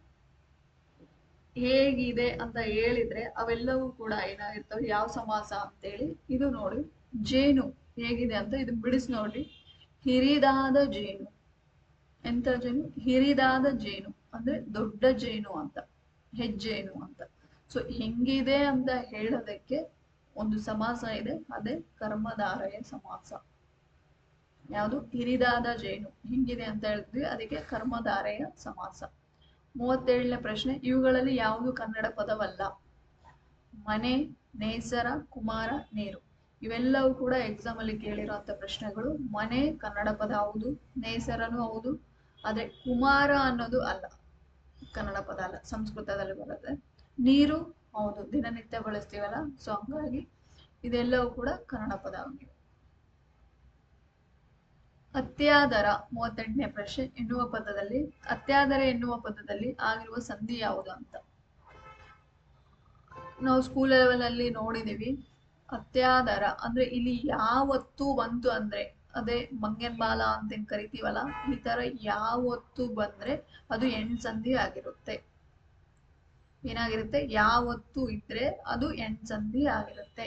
ಅತಿ ಪ್ಲಸ್ ಆದರ ಸೇರಿ ಅತ್ಯಾದರ ಆಗಿದೆ. ಸೊ ಹಾಗಾಗಿ ಅಲ್ಲಿ ಯಾವತ್ತು ಬಂದಿದೆ ಹೊಸದಾಗಿ, ಅದಕ್ಕೆ ಅದು ಎಂಡ್ ಸಂಧಿ. ನೆನಪಿನ ದೋಣಿಯಲ್ಲಿ 41ನೇ ಪ್ರಶ್ನೆ, ನೆನಪಿನ ದೋಣಿಯಲ್ಲಿ ಇದು ಕುವೆಂಪು ಅವರ ಡ್ಯಾಶ್ ಅಂದ್ರೆ ಯಾವುದು? ಕಥನನ, ಆತ್ಮಕಥನನ, ಕವನ ಸಂಕಲನ, ನಾಟಕನ, ಕಾದಂಬರಿನ ಅಂತ ಕೇಳಿದ್ದಾರೆ. ಸಾಹಿತ್ಯನ ಕಲ್ತಿದ್ರೆ ಗೊತ್ತಾಗುತ್ತೆ, ಇದು ತಿಳ್ಕೊಂಡಿದ್ರೆ. ನೆನಪಿನ ದೋಣಿಯಲ್ಲಿ ಅನ್ನೋದು ಇದು ಕುವೆಂಪು ಅವ್ರದ್ದು. ಆಮೇಲೆ ಇದು ಬಂದು ಆತ್ಮಕಥೆ ಆಗಿದೆ, ಬಯೋಗ್ರಫಿ. ನೆನಪಿನ ದೋಣಿಯಲ್ಲಿ ಅನ್ನೋದು ಕುವೆಂಪು ಅವರ ಆತ್ಮಕಥೆ. ಗುರು ಕೊನೆಯಲ್ಲಿ ಬರಲು ಈ ಗಣವಾಗಿರುತ್ತದೆ. ಗುರು ಕೊನೆಯಲ್ಲಿ ಬರಲು ಅಂತ ಅನ್ನೋದು ಇದು ಗುರು ಕೊನೆಯಲ್ಲಿ ಬರಲು ಸಗಣ. ಇದಕ್ಕೊಂದು ಪದ್ಯನೇ ಇದೆ, ಗುರು ಲಘು ಕೊನೆಯಲ್ಲಿ ಬರಲು ಸತಗಣ ಅಂತೇಳಿ. ಈಗ ಗುರು ಕೊನೆಯಲ್ಲಿ ಬಂದ್ರೆ ಅದು ಸಗಣ, ಲಘು ಕೊನೆಯಲ್ಲಿ ಬಂದ್ರೆ ತಗಣ ಅಂತೇಳಿ. ಒಗ್ಗಟ್ಟು ಎನ್ನುವ ಪದದಲ್ಲಿ ಆಗಿರುವ ಸಮಾಸ ಯಾವುದು? ಒಗ್ಗಟ್ಟು ಆಗ್ಲೇ ನಿಮಗೆ ಹೇಳಿದೆ, ಏನಾದ್ರು ಒಂದು ಸಮಾಸದಲ್ಲಿ ಸಂಖ್ಯೆ ಬಂದ್ರೆ ಅದು ದ್ವಿಗು ಆಗಿರತ್ತೆ ಅಂತ. ಇವಾಗ ಇದನ್ನ ಬಿಡಿಸೋದ್ರು ಕೂಡ ಗೊತ್ತಿರಬೇಕು. ಒಗ್ಗಟ್ಟು, ಒಂದು ಪ್ಲಸ್ ಕಟ್ಟು ಒಗ್ಗಟ್ಟು.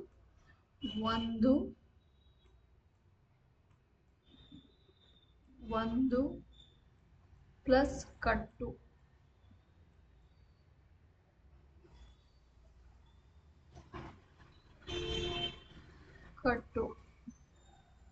ಏನಾಯ್ತು?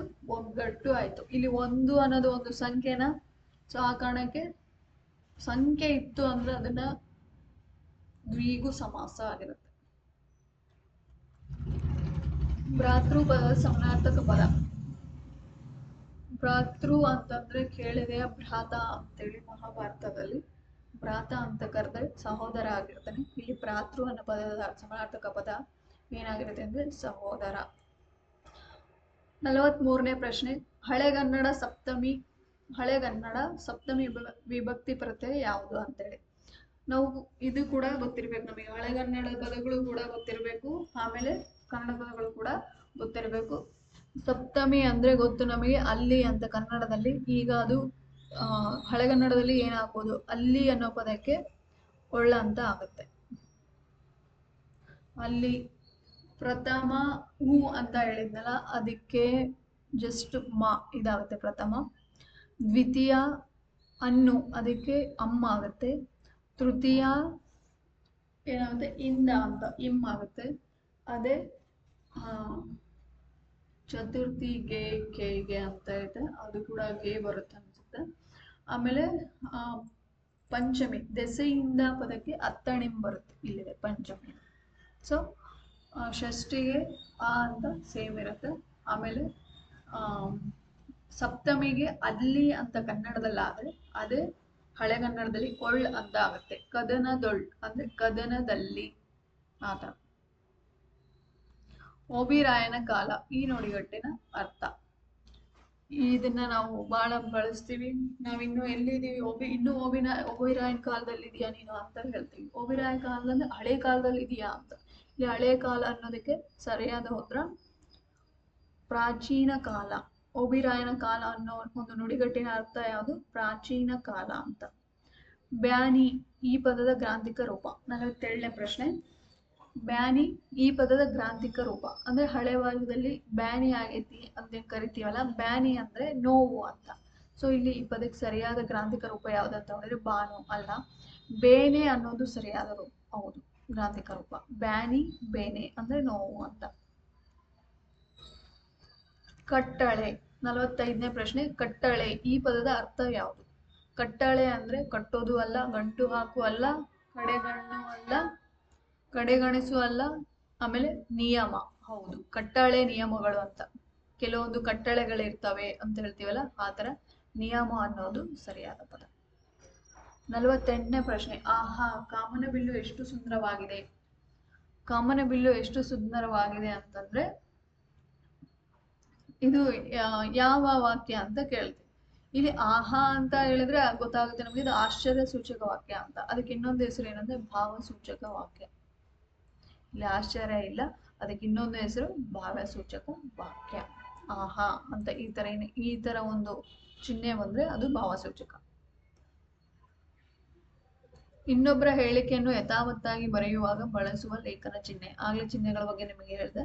ಇನ್ನೊಬ್ರು ಹೇಳಿಕೆ ಅಂದ್ರೆ ಇನ್ವರ್ಟೆಡ್ ಕಮ ಅಂತ ಕರಿತೀವಿ. ಆಗ್ಲೇ ಈ ತರ ಹೇಳೋದು ಉದ್ಧರಣ ಚಿಹ್ನೆ ಅಂತ. ಇದನ್ನ ನೋಡಿ, ಉದ್ಧರಣ ಚಿಹ್ನೆ. ಇನ್ನೊಬ್ಬರ ಹೇಳಿಕೆಯನ್ನು ಯಥಾವತ್ತಾಗಿ ಬರೆಯುವಾಗ ಉದ್ಧರಣ ಚಿಹ್ನೆಯನ್ನು ಬಳಸ್ತೀವಿ. ಭಾವಸೂಚಕ ಅಲ್ಲಿ ನೋಡಿದ್ರೆ ಈ ತರ ಇರುವಂತದ್ದು. ಇನ್ನು ವಿವರಣಾತ್ಮಕ ಅಂದ್ರೆ ಸಮಾನಾರ್ಥಕ ಅಥವಾ ವಿವರಿಸೋದಕ್ಕೆ ಈ ತರ. ಅರ್ಧ ವಿರಾಮ ಅಂತೂ ಸ್ವಲ್ಪ ಪೂರ್ತಿ ಎರಡೆರಡು ವಾಕ್ಯಗಳನ್ನ ಮಾಡುವಂಥದ್ದಾಗಿದೆ. ದೇಶ ಶಬ್ದಗಳು ಅಂದರೆ 49ನೇ ಪ್ರಶ್ನೆ, ದೇಶ ಶಬ್ದಗಳು ಅಂತಂದ್ರೆ ಏನು? ಸಂಸ್ಕೃತದಿಂದ ಬಂದವ ಅಥವಾ ಬೇರೆ ಭಾಷೆಯಿಂದ ಬಂದವ, ಅಚ್ಚ ಕನ್ನಡದವ, ಆಂಗ್ಲ ಭಾಷೆದವ? ಅಚ್ಚ ಕನ್ನಡದವ.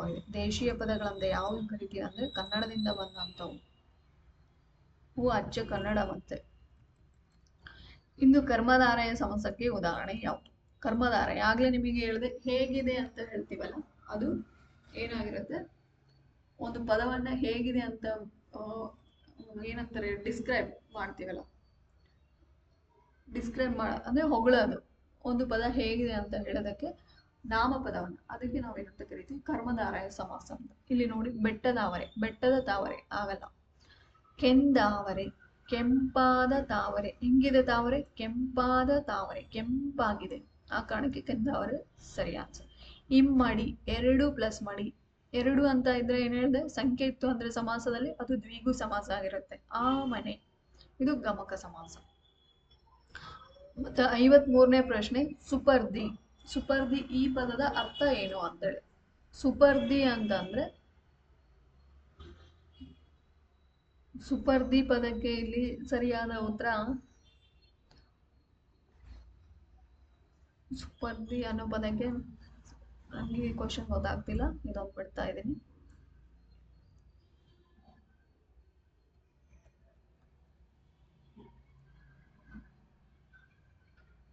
ಇದು ಸಾಮಾನ್ಯ ಅವ್ಯಯಕ್ಕೆ ಉದಾಹರಣೆ. 51ನೇ ಪ್ರಶ್ನೆ, ಇದು ಸಾಮಾನ್ಯ ಅವ್ಯಯಕ್ಕೆ ಉದಾಹರಣೆ. ಆಗ್ಲೇ ಹೇಳಿದೆ, ಚೆನ್ನಾಗಿ, ಸೊಗಸಾಗಿ, ಈ ತರ ಎಲ್ಲ ಇದ್ರೆ ಅದು ಸಾಮಾನ್ಯ ಅವ್ಯಯ. ಇದು ಅನುಕರಣ ಅವ್ಯಯ, ಪಟಪಟ ಅನ್ನೋದು. 54ನೇ ಪ್ರಶ್ನೆ, ಈ ಕೆಳಗಿನ ಅನ್ಯ ದೇಶ ಪದಗಳಲ್ಲಿ ಗುಂಪಿಗೆ ಸೇರದ ಪದ ಯಾವುದು ಅಂತ. ಮೇಜು, ಅರ್ಜಿ, ಸಾಬೂನು, ಪಾತ್ರೆ. ಈ ಮೇಜು, ಸಾಬೂನು, ಪಾತ್ರೆ ಈ ಮೂರು ಕೂಡ ಪೋರ್ಚುಗೀಸ್ ಪದಗಳಾಗಿವೆ. ಆ ಕಾರಣಕ್ಕೆ ಇಲ್ಲಿ ಗುಂಪಿಗೆ ಸೇರದ ಪದ ಒಂದು ಅರ್ಜಿ. ಯಾವುದು ಅಂದ್ರೆ ಅರ್ಜಿ ಗುಂಪಿಗೆ ಸೇರದ ಪದ. ಮರಳಿ ಮಣ್ಣಿಗೆ, ಇದು ಇವರ ಕೃತಿ. ಯಾರ ಕೃತಿ ಅಂದ್ರೆ ಇದು ಕೆ ಶಿವರಾಮ್ ಕಾರಂತ ಅವರ ಕೃತಿ, ಮರಳಿ ಮಣ್ಣಿಗೆ. 55ನೇ ಪ್ರಶ್ನೆ, ದೇವರಿಂದ ಪದವನ್ನು ಬಿಡಿಸಿ ಬರೆಯುವ ಸರಿಯಾದ ರೂಪ. ದೇವರು ಪ್ಲಸ್ ಇಂದ, ದೇವರು ಪ್ಲಸ್ ಇಂದ, ಇದು ಸರಿಯಾದ ರೂಪ.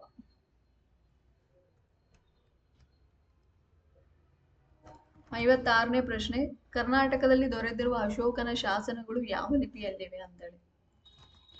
ಕರ್ನಾಟಕದಲ್ಲಿ ದೊರೆತಿರುವ ಅಶೋಕನ ಶಾಸನಗಳು ಯಾವ ಲಿಪಿಯಲ್ಲಿದೆ ಅಂದ್ರೆ, ಒಂದು ಬ್ರಾಹ್ಮಿ ಲಿಪಿಯಲ್ಲಿದೆ, ಇನ್ನೊಂದು ಕುರೋಷ್ಟಿ ಲಿಪಿಯಲ್ಲಿದೆ. 4ನೇ ಆಪ್ಷನ್ ಬ್ರಾಹ್ಮಿ ಲಿಪಿ ಮತ್ತು ಕುರೋಷ್ಟಿ ಲಿಪಿ ಅಂತೇಳಿ ಎಕ್ಸಾಮ್ ಅಲ್ಲಿ ಕೇಳಿದ್ದಾರೆ KPSC. ಕುಂಬಳ ಪದವು, 58ನೇ ಪ್ರಶ್ನೆ, ಕುಂಬಳ ಪದ. ಕುಂಬಳ ಪದಕ್ಕೆ ಇದು ಏನಾಗಿದೆ ಅಂತ ಕೇಳಿದ್ದಾರೆ. ಇದು ಒಂದು ತತ್ಸಮ ಆಗಿದೆ. ಕುಂಬಳ ಪದವು ಯಾವ ಪದ ಅಂತಂದ್ರೆ ತತ್ಸಮ ಅಂತ. ಒಂದು ನಿಮಿಷ,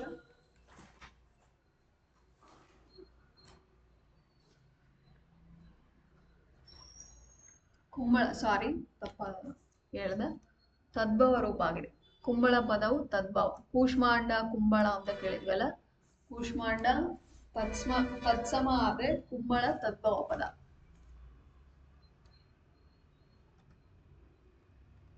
ಇನ್ನು 59ನೇ ಪ್ರಶ್ನೆ, ವಿಜಾತಿಯ ಸಂಯುಕ್ತಾಕ್ಷರವನ್ನು ಗುರುತಿಸಿ ಅಂತೇಳಿ.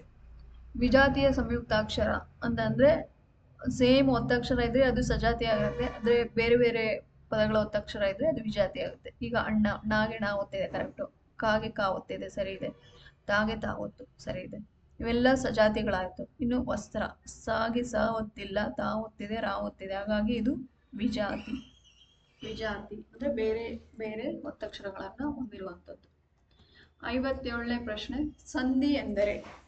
ಸಂಧಿ ಅಂತಂದ್ರೆ ಏನು ಅಂತ. ಸಂಧಿ ಅಂದ್ರೆ ಎರಡು ಪದಗಳು ಯಾವುದೇ ವಿಳಂಬವಿಲ್ಲದೆ ಸೇರುವುದು ಅಂತೇಳಿ. ಇಲ್ಲಿದೆ ಎರಡು ಪದಗಳು, ಸರಿಯಾದ ಉತ್ತರ 1ನೇ ಆಪ್ಷನ್. ಎರಡು ಪದಗಳು ಪರಸ್ಪರ ಕಾಲ ವಿಳಂಬವಿಲ್ಲದೆ ಸೇರುವುದು. ಅಕ್ಷರಗಳು ಸೇರಲ್ಲ, ಎರಡು ಪದಗಳು ಸೇರ್ತವೆ. ಸೊ ಹಾಗಾಗಿ ಅದು ಸರಿಯಾದ ಉತ್ತರ. 60ನೇ ಪ್ರಶ್ನೆ, ಕಂಠ ಮತ್ತು ತುಟಿಗಳ ಸಹಾಯದಿಂದ ಉಚ್ಚರಿಸಲ್ಪಡುವ ಅಕ್ಷರಗಳು ಅಂತ. ಇಲ್ಲಿ ಕಂಠ ಅಂದ್ರೆ ನಿಮಗೆ ಗೊತ್ತಿದೆ, ಆದ್ರೆ ತುಟಿ ಅನ್ನೋ ಪದಕ್ಕೆ ಇನ್ನೊಂದು ಅರ್ಥ ಇದೆ, ಓಷ್ಟ್ಯ ಅಂತ. ಇಲ್ಲಿ ಕಂಠ ಪ್ಲಸ್ ಓಷ್ಟ್ಯ ಸೇರಿದ್ರೆ ಕಂಠೋಷ್ಟ್ಯ ಆಗುತ್ತೆ. ಸೊ ಕಂಠ ಮತ್ತು ತುಟಿಗಳ ಸಹಾಯದಿಂದ ಉಚ್ಚರಿಸಲ್ಪಡುವ ಅಕ್ಷರಗಳು ಯಾವುದಂದ್ರೆ ಕಂಠೋಷ್ಠ್ಯ.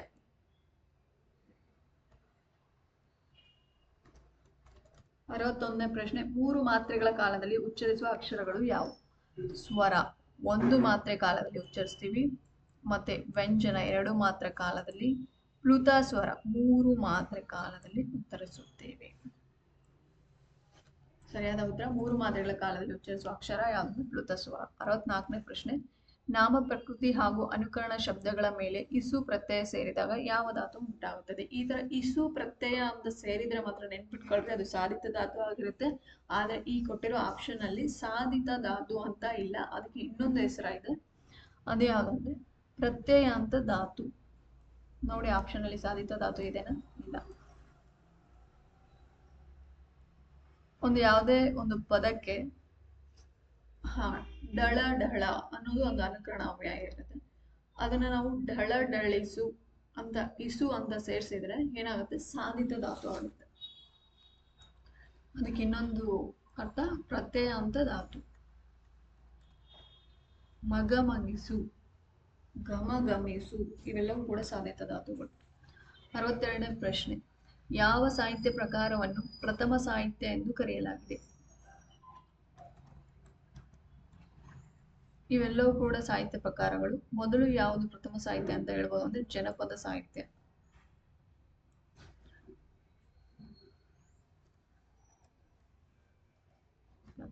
ಆಯ್ತು.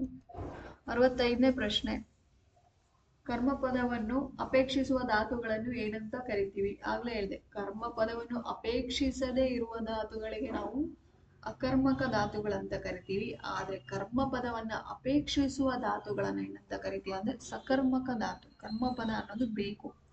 ಇವು ಕ್ವಶನ್ ಮಾಡಿದಾಗ ಏನು ಏನನ್ನು ಅಂತ ಮಾಡಿದೆ ಕ್ವಶನ್ ಬರುತ್ತೆ, ಅದು ಸಕರ್ಮಕ ಧಾತು ಆಗುತ್ತೆ. ಆದ್ರೆ ಅಕರ್ಮಕಕ್ಕೆ ಏನನ್ನು ಅಂತ ಪ್ರಶ್ನೆ ಮಾಡಕ್ಕೆ ಬರಲ್ಲ.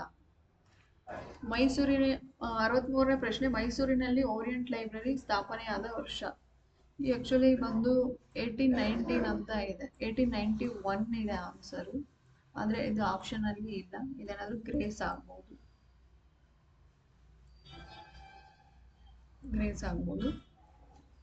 ಅಥವಾ 88 ಆಗ್ಬೋದು ಆನ್ಸರ್.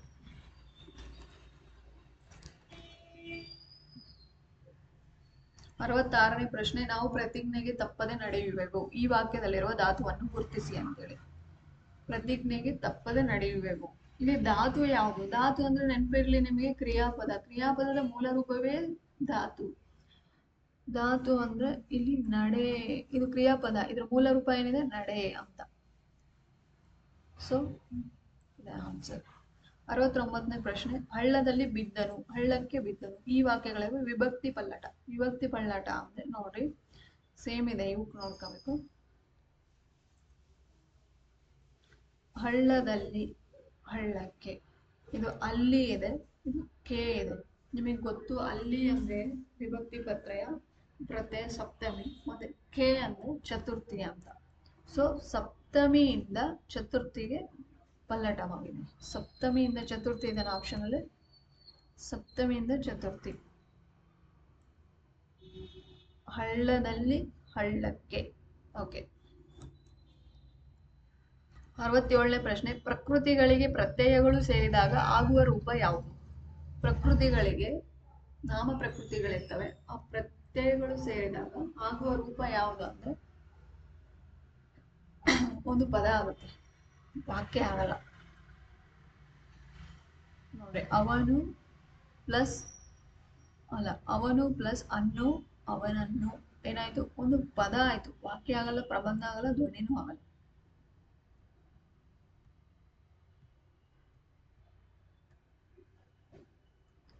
ಎಪ್ಪತ್ತನೇ ಪ್ರಶ್ನೆ, ನಿತ್ಯ ನಪುಂಸಕ ಲಿಂಗಕ್ಕೆ ಉದಾಹರಣೆಯನ್ನು ಕೊಟ್ಟಿರುವ ಆಯ್ಕೆಗಳಲ್ಲೂ ಗುರುತಿಸಿ. ನಿತ್ಯ ನಪುಂಸಕ ಅಂದ್ರೆ ನೆನಪಿರ್ಲಿ ಶಿಶು ಆಗಿರುತ್ತೆ, ಆಪ್ಷನ್ ಅಲ್ಲಿದೆ ನೋಡಿ. ಓಕೆ, ಮನೆ, ಹುಡುಗಿ, ಶನಿ, ಶಿಶು.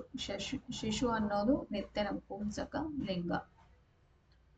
ಮಗು ಅಂದಾಗ ನಾವೇನ್ ಹೇಳ್ತೀವಿ? ಅದು ಹುಡುಗನೂ ಅಲ್ಲ, ಹುಡುಗಿನೂ ಅಲ್ಲ. ಸೊ ಹಂಗಾಗಿ ನಿತ್ಯ ನಪುಂಸಕ ಲಿಂಗ. 68ನೇ ಪ್ರಶ್ನೆ, ಈ ತರಗತಿಯಲ್ಲಿ 20 ಮಂದಿ ಹುಡುಗರಿದ್ದಾರೆ. ಇವರಲ್ಲಿ ಶಾಮಣ್ಣನು 1ನೇಯವನು. ಗೆರೆ ಎಳೆದಿರುವ ಪದದ ವ್ಯಾಕರಣ ವಿಶೇಷತೆಯನ್ನು ಗುರುತಿಸಿ. 20 ಅನ್ನೋದು ಏನಾಗಿದೆ, ಒಂದು ಸಂಖ್ಯೆ ಆಗಿದೆ. ಸೊ ಹಾಗಾಗಿ ನಾವು ಈಸಿಯಾಗಿ ಹೇಳ್ಬೋದು ಇದೊಂದು ಸಂಖ್ಯಾವಾಚಕ. ಪರಿಮಾಣ ಅಂದ್ರೆ ಎಷ್ಟು ಅಂತ, ಪ್ರಕಾರ ಅಂದ್ರೆ ಯಾವ ಬಗೆ, ವಸ್ತು ಅಂದ್ರೆ ಅದು ಒಂದು ವಸ್ತಾಗಿರ್ಬೇಕು. ಆದ್ರೆ ಇವ್ಯಾವೂ ಆಗಿಲ್ಲ, ಅದು 20 ಅನ್ನೋದು ಒಂದು ಸಂಖ್ಯೆ, ಆ ಕಾರಣಕ್ಕೆ ಸಂಖ್ಯಾವಾಚಕ ಆಗಿದೆ.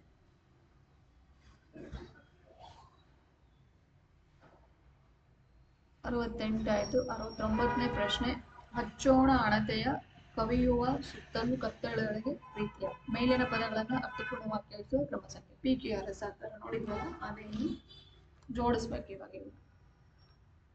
ಹಚ್ಚೋಣ ಹಣತೆಯ ಕವಿಯುವ ಸುತ್ತಲೂ ಕತ್ತಲೆಯೊಳಗೆ ಪ್ರೀತಿಯ. ಕವಿಯುವ ಕತ್ತಲೆಯೊಳಗೆ ಸುತ್ತಲೂ ಪ್ರೀತಿಯ ಹಣತೆಯ ಹಚ್ಚೋಣ ಸರಿಯಾಗುತ್ತೆ. ಅಂದ್ರೆ ಕವಿಯುವ 1, ಕತ್ತಲೆಯೊಳಗೆ 2, ಕವಿಯುವ ಕತ್ತಲೆಯೊಳಗೆ ಸುತ್ತಲೂ 3,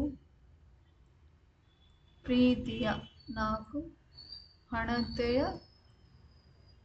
5, ಇನ್ನು ಹಚ್ಚೋಣ 6. ಇಲ್ಲಿ ನೋಡ್ರಿ, CEDFBA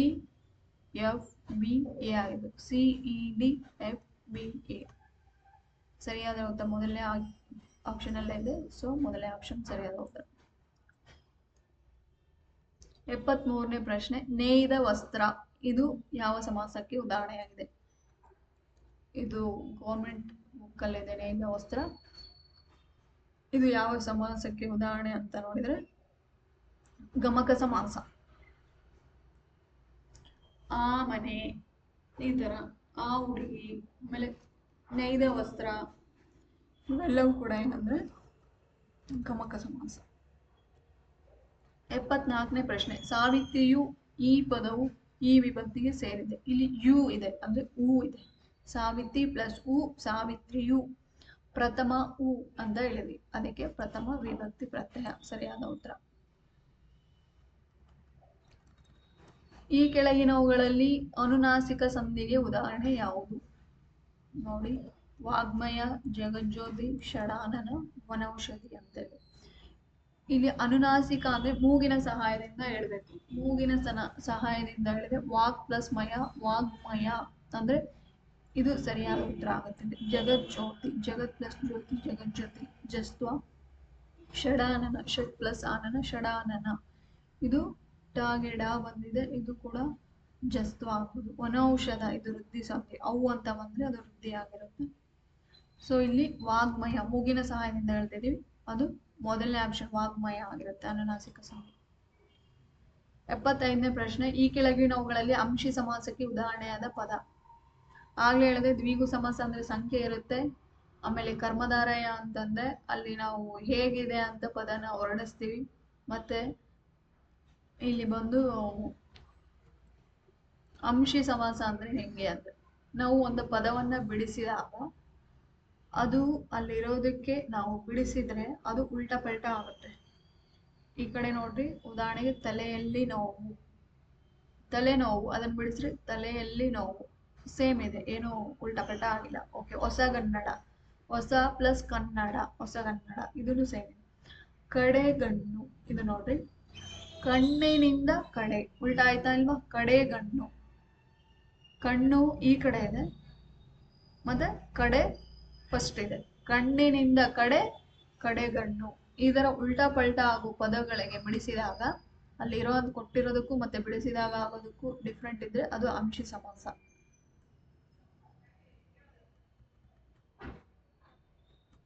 76ನೇ ಪ್ರಶ್ನೆ, ಹೊಂದಿಸಿ ಬರೆಯಿರಿ.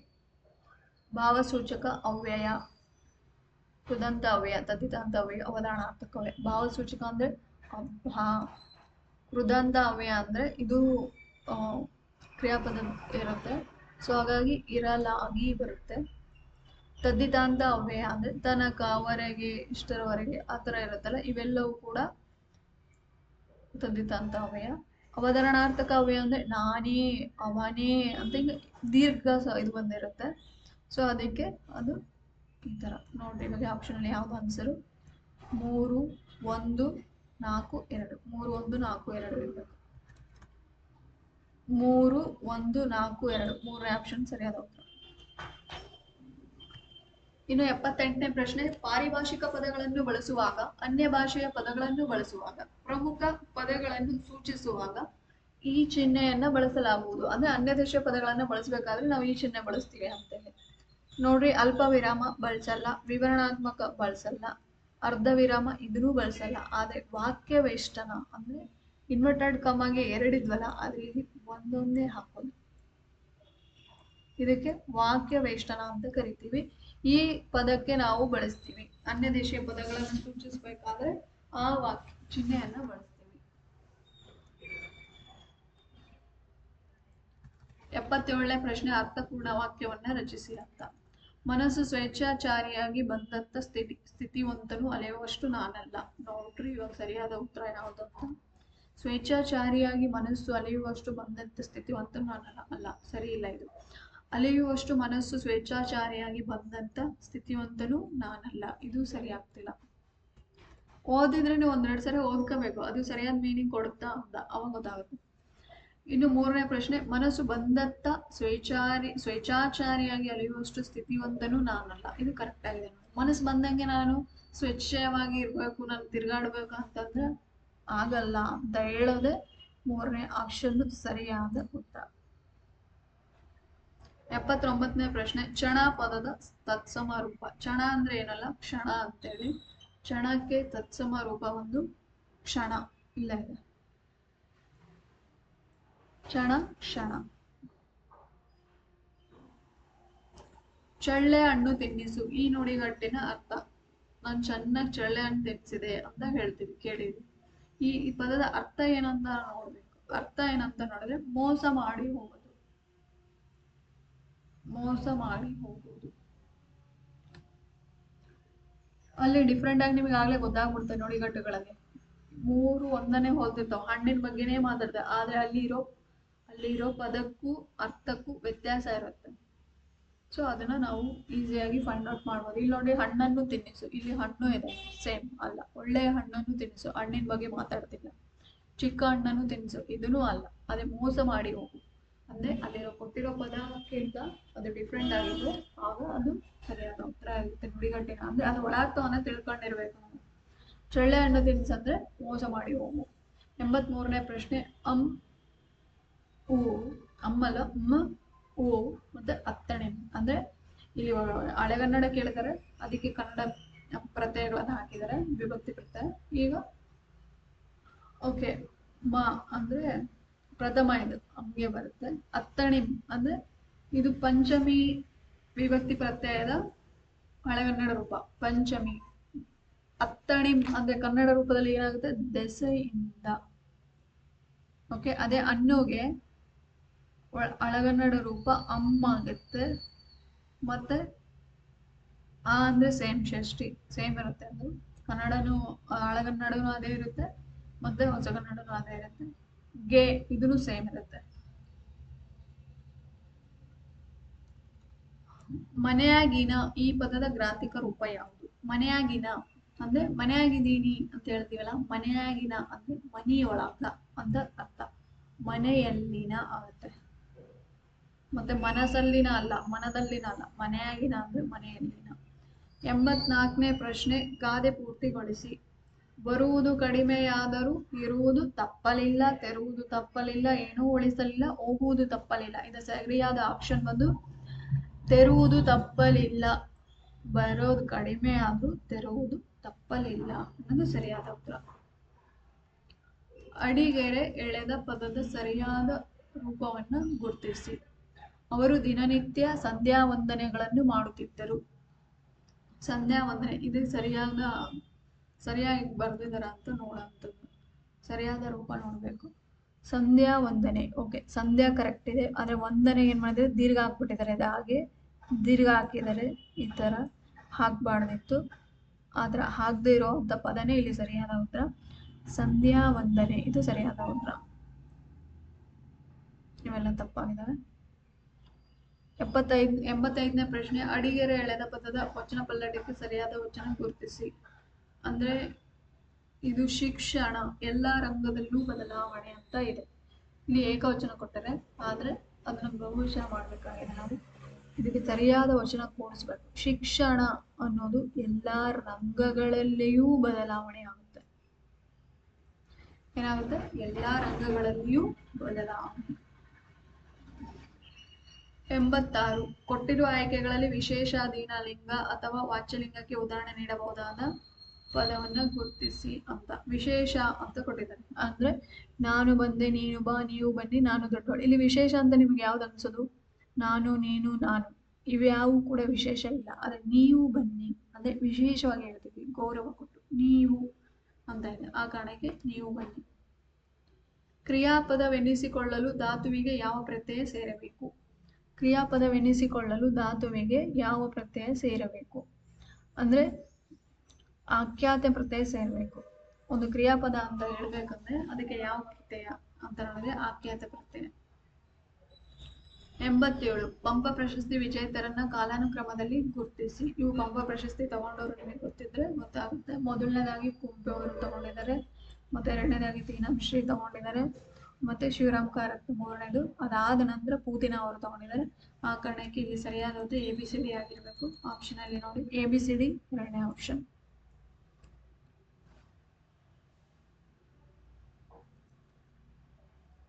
89ನೇ ಪ್ರಶ್ನೆ. ರವಿ ಕಾಣದ್ದನ್ನು ಕವಿ ಕಂಡ. ಈ ವಾಕ್ಯದಲ್ಲಿರುವ ಕೃದಂತ ನಾಮ ಯಾವುದು? ರವಿ ಕಾಣದ್ದನ್ನ ಕವಿ ಕಂಡ ಅಂದ್ರೆ ಒಂದು ಏನಿದೆ ಅಲ್ಲಿ ಕಲ್ಪನೆ ಇದೆ, ಕಲ್ಪನೆ ಕಾಣ್ತಾ ಇದೆ ಅಲ್ವಾ, ಒಂದು ಭಾವನೆ ಇದೆ. ರವಿ ಕಾಣದ್ದನ್ನ ಕವಿ ಕಂಡ ಅನ್ನೋದು ಒಂದು ಅದರ ಒಳಾರ್ಥ ನೋಡಿದ್ರೆ ಒಂದು ಭಾವನೆ ಇದೆ, ಭಾವನಾತ್ಮಕವಾಗಿದೆ. ಆ ಕಾರಣಕ್ಕೆ ಇದು ಕೃದಾಂತ ಭಾವನಾಮ. 90. ತಾನು ಕೋಡಗ ಪರರನ್ನು ಅಣಕಿಸಿತು. ಈ ವಾಕ್ಯದಲ್ಲಿರುವ ಸರ್ವನಾಮವನ್ನ ಗುರುತಿಸಿ. ಅಂದ್ರೆ ಸರ್ವನಾಮ ಅಂತ ಆಗ್ಲೇ ಹೇಳ್ದೆ ನಿಮಗೆ, ಇಲ್ಲಿ ಇವ್ಯಾವೂ ಅಲ್ಲ. ತಾನು ಅನ್ನೋದು ಒಂದು ಸರ್ವನಾಮ ಇದೆ. ಅದು ಎಂತ ಸರ್ವನಾಮ ಅಂತ ನೋಡಿದ್ರೆ ಆಗ್ಲೇ ನಿಮಗೆ ಹೇಳಿದ್ದೆ, ತಾನು, ತಮ್ಮ, ತಮಗಾಗಿ, ಇವೆಲ್ಲವೂ ಕೂಡ ಏನಂದ್ರೆ ಆತ್ಮಾರ್ಥಕ ಸರ್ವನಾಮ ಆಗಿವೆ. ಗ್ರೀಕ್ ಪ್ರಾಸನ ಕೃತಿಯು ಯಾವ ದೇಶದಲ್ಲಿ ಲಭ್ಯವಾಗಿದೆ ಅಂದ್ರೆ ಅದು ಈಜಿಪ್ಟ್ ದೇಶದಲ್ಲಿ ಲಭ್ಯವಾಗಿದೆ. 94ನೇ ಪ್ರಶ್ನೆ. ಕಪಿಮುಷ್ಟಿ ಈ ನುಡಿಗಟ್ಟಿನ ಅರ್ಥ ತಿಳಿಸಿ. ಅಂದ್ರೆ ಕಪಿಮುಷ್ಟಿ ಅಂದ್ರೆ ಮಂಗನ ಹಿಡಿತ ಅಂತ ಕರಿತೀವಲ್ಲ, ಆದ್ರೆ ಅದು ನುಡಿಗಟ್ಟು ಅಂದ್ರೆ ಅಲ್ಲಿ ಬೇರೆ ಅರ್ಥ, ಒಳಾರ್ಥ ಇರುತ್ತೆ. ಅದನ್ನ ನಾವು ಫೈಂಡ್ ಔಟ್ ಮಾಡ್ಬೇಕು. ನೋಡಿ, ಕೋತಿ, ಕಪಿ ಅಂದ್ರೆ ಸೇಮ್ ಕಪಿ, ಕೋತಿ ಅಂತ ಇದೆ. ಆದ್ರೆ ಇಲ್ಲಿ ಕಪಿಮುಷ್ಟಿ ಅನ್ನೋದು ಮಂಗನ ಹಿಡಿತ. ತನ್ನ ಮಗುವನ್ನ ಹೆಂಗೆ ಹಿಡ್ಕೊಳುತ್ತೆ? ಬಿಗಿಯಾಗಿ ಹಿಡ್ಕೊಂಡಿರುತ್ತೆ. ಅದಕ್ಕೆ ಕಪಿಮುಷ್ಟಿ ಅಂದ್ರೆ ಬಿಗಿಯಾದ ಹಿಡಿತ. ತೊಗಲುಗೊಂಬೆ ಆಟವನ್ನು ಆಡಿಸುವ ಜನಾಂಗದವರ ಹೆಸರೇನು? ತೊಗಲುಗೊಂಬೆ ಆಟ ಆಡೋರಿಗೆ ನಾವು ಕೀಳೆ ಕ್ಯಾತರು ಅಂತ ಕರಿತೀವಿ. ನೆಕ್ಸ್ಟ್ ಬಂದು 95ನೇ ಪ್ರಶ್ನೆ. ಅಡಿಗೆರೆ ಎಳೆದ ಪದದ ಸರಿಯಾದ ರೂಪ ಗುರುತಿಸಿ ಅಂತೇಳಿ. ಅಡಿಗೆರೆ ಎಳೆದ ಪದದ ಸರಿಯಾದ ರೂಪ. ಅಡಿಗೆರೆ ಎಳೆದದ್ದು ಎಲ್ಲಿಯಾದರೂ ಯಾರಾದರೊಬ್ಬ ಕರ್ತೃತ್ವವುಳ್ಳ ಅಥವಾ ವಿಚಾರವಂತ ವ್ಯಕ್ತಿ ಜನ್ಮ ತಾಳಿದರೆ ಸಾಕು. ಇಲ್ಲಿ ಕರ್ತೃತ್ವ ಸರಿಯಾಗಿದೆನಾ ಪದ ಅಂತ ನೋಡ್ಬೇಕು. ಇಲ್ಲ, ತಪ್ಪಾಗಿದೆ. ಆ ಕಾರಣಕ್ಕೆ ಸರಿಯಾದ ರೂಪ ಯಾವುದು ಅಂತ ನೋಡಿದ್ರೆ 4ನೇ ಆಪ್ಷನ್ ಕರ್ತೃತ್ವ ಉಳ್ಳ. ಕರ್ತೃತ್ವ ಆಯ್ತು, ಇದು ಕರ್ತೃತ್ವ ಸರಿಯಾದ ಉತ್ತರ. 93ನೇ ಪ್ರಶ್ನೆ. ಕೆಳಗಿನವುಗಳಲ್ಲಿ ಗುಂಪಿಗೆ ಸೇರದ ಪದವನ್ನು ಗುರುತಿಸಿ. ಬೆಟ್ಟದಾವರೆ, ಬೆಟ್ಟದ ಪ್ಲಸ್ ತಾವರೆ, ಬೆಟ್ಟದ ಪ್ಲಸ್ ತಾವರೆ, ಬೆಟ್ಟದಾವರೆ. ತಾಗೆ ದಾ ಬಂತು. ಮಳೆಗಾಲ, ಮಳೆ ಪ್ಲಸ್ ಕಾಲ, ಮಳೆಗಾಲ. ಏನಾಯ್ತು? ಮಳೆಕಾಲ ಅಂದ್ರೆ ಮಳೆಗಾಲ. ಇದು ಆದೇಶ ಸಂಧಿ. ಕಂಬನಿ, ಕಣ್ ಪ್ಲಸ್ ಪನಿ, ಕಂಬನಿ. ಪಾಗೆ ಬಾ ಬಂತು. ಇವು ಮೂರು ಕೂಡ ಏನಾಗಿವೆ? ಆದೇಶ ಸಂಧಿ ಆಗಿವೆ. ಸರಿಯಾದ ಉತ್ತರ. ಹೂವಿಂದ, ಹೂವು ಪ್ಲಸ್ ಇಂದ, ಹೂವಿಂದ. ಇದು ಲೋಪ ಸಂಧಿ ಆಗುತ್ತೆ. ಅದಕ್ಕೆ ಗುಂಪಿಗೆ ಸೇರದ ಪದ ಇದು. ಅವೆಲ್ಲ ಆದೇಶ ಸಂಧಿ ಆಯ್ತು, ಇದು ಲೋಪ ಸಂಧಿ. 96ನೇ ಪ್ರಶ್ನೆ. ಗೀಜಗನ ಗೂಡು ತೊಟ್ಟಿಲಿನಂತೆ ತೂಗುತ್ತಿದೆ. ಈ ಅಲಂಕಾರದಲ್ಲಿರುವ ಉಪಮಾನ ಪದ. ಇಲ್ಲಿ ಅಲಂಕಾರ ಯಾವ್ದಂತ ಹೇಳ್ಬಿಟ್ಟಿದೆ. ಅಂತೆ ಬಂದ್ರೆ ಅದು ಉಪಮೇಯ ಅಲಂಕಾರ ಆಗಿರುತ್ತೆ. ಇಲ್ಲಿ ಉಪಮಾನ ಕೇಳಿದರೆ, ಉಪಮೇಯ ಅಂದ್ರೆ ಯಾವುದನ್ನ, ಉಪಮಾನ ಅಂದ್ರೆ ಯಾವುದಕ್ಕೆ ಹೋಲಿಸ್ತೀವಿ ಅಂತ. ಇಲ್ಲಿ ಯಾವುದಕ್ಕೆ ಅಂದ್ರೆ ಗೀಜಗನ ಗೂಡನ್ನ, ಉಪಮೇಯವನ್ನ ತೊಟ್ಟಿಲಿನಂತೆ, ಈ ಉಪಮಾನಕ್ಕೆ. ತೊಟ್ಟಿಲು ಅನ್ನೋದು ಇಲ್ಲಿ ಉಪಮಾನ ಪದ ಆಗುತ್ತೆ. ತೊಟ್ಟಿಲು. 98ನೇ ಪ್ರಶ್ನೆ, ಮಾಸ್ ಮೀಡಿಯಾ ಇಂಗ್ಲಿಷ್ ಅಲ್ಲಿದೆ, ಇದನ್ನ ಕನ್ನಡ ರೂಪದಲ್ಲಿ ಏನಂತ ಕರೀತಾರೆ, ಕನ್ನಡದಲ್ಲಿ ಏನಂತ ಕರೀತಾರೆ, ಟ್ರಾನ್ಸ್ಲೇಷನ್ ಇದೆ. ಮಾಸ್ ಮೀಡಿಯಾವನ್ನ ಕನ್ನಡದಲ್ಲಿ ಏನಂತ ಕರಿತೀವಿ? ಮಾಸ್ ಅಂದ್ರೆ ಸಮೂಹ, ಮೀಡಿಯಾ ಅಂದ್ರೆ ಮಾಧ್ಯಮ. ಸೊ ಎರಡನೇ ಆಪ್ಷನ್ ಸರಿಯಾದ ಉತ್ತರ, ಸಮೂಹ ಮಾಧ್ಯಮ. 97ನೇ ಪ್ರಶ್ನೆ, ಈ ಕೆಳಗೆ ಅಡಿಗೆರೆ ಎಳೆದ ಪದ ಯಾವ ಅವ್ಯಯವಾಗಿದೆ? ಭಲೆ, ಪಂದ್ಯದಲ್ಲಿ ನಾವೇ ಗೆದ್ದೆವು. ಆಗ್ಲೇ ನಿಮಗೆ ಹೇಳಿದೆ ನಾವೇ, ಅವನೇ ಅಂತ ಇದೆ. ದೀರ್ಘದಿಂದ ಏನು ಹೇಳ್ತೀವಲ್ಲ, ಇವೆಲ್ಲವೂ ಕೂಡ ಅವತರಣಾರ್ಥಕ, ಅವಧಾರಾರ್ಥಕ ಅಥವಾ ಅವತರಣಾರ್ಥಕ ಅವ್ಯಯಗಳಾಗಿರ್ತವೆ. ಸಾಮಾನ್ಯ ಒಂದು ಸೊಗಸಾಗಿ, ಚೆನ್ನಾಗಿ, ಈ ತರ ಇರುತ್ತೆ. ಇನ್ನು ಕೊನೆಯ ಪ್ರಶ್ನೆ, 100ನೇ ಪ್ರಶ್ನೆ, ಬಿಸಿಲ್ಗುದುರೆ ಪದದ ಅರ್ಥವೇನು? ಬಿಸಿಲ್ಗುದುರೆ ಅಂತ ಇದು ಎಕ್ಸಾಮ್ ಅಲ್ಲಿ ಬಹಳ ಸರಿ ಕೇಳಿದ್ದಾರೆ. ಬಿಸಿಲ್ಗುದುರೆ ಅಂದ್ರೆ ಮರೀಚಿಕೆ ಅಂತ ಕರಿತೀವಿ. ಅಲ್ಲಿ ಒಂದು ಮರುಭೂಮಿಯಲ್ಲಿ ನೀರ್ ಇರಲ್ಲ, ಆದ್ರೂ ಕೂಡ ನೀರ್ ಇದ್ದಂಗೆ ಕಾಣುತ್ತೆ, ಅದಕ್ಕೆ ನಾವೇನಂತ ಕರಿತೀವಿ? ಒಂದು ಭ್ರಮೆ ಅಂತೇಳಿ ಕರಿತೀವಿ. ಸೊ ಇದಕ್ಕೆ ಆನ್ಸರ್ ಸರಿಯಾದ ಉತ್ತರ ಭ್ರಮೆ. ಇದಿಷ್ಟು KA ಡಿಪಾರ್ಟ್ಮೆಂಟ್ ಇಂದ FDA ಎಕ್ಸಾಮ್ಗೆ ನಡೆಸಿರುವಂತಹ ಕಡ್ಡಾಯ ಕನ್ನಡ ಪರೀಕ್ಷೆ. ಇದನ್ನ ನೋಡ್ಕೊಳ್ರಿ, ಯಾಕಂದ್ರೆ ಈ ಪ್ರಶ್ನೆಗಳು ಮತ್ತೆ ವಿಲೇಜ್ ಅಕೌಂಟೆಂಟ್ ಎಕ್ಸಾಮ್ಗೂ ಕೇಳಬಹುದು. ಆ ಕಾರಣಕ್ಕೆ ಥ್ಯಾಂಕ್ ಯು ಆಲ್. ಈ ಕ್ಲಾಸ್ ನಿಮಗೆ ಇಷ್ಟವಾಗಿದ್ದಲ್ಲಿ ಲೈಕ್ ಮಾಡಿ, ಶೇರ್ ಮಾಡಿ ಅಂಡ್ ಸಬ್ಸ್ಕ್ರೈಬ್ ಮಾಡಿ.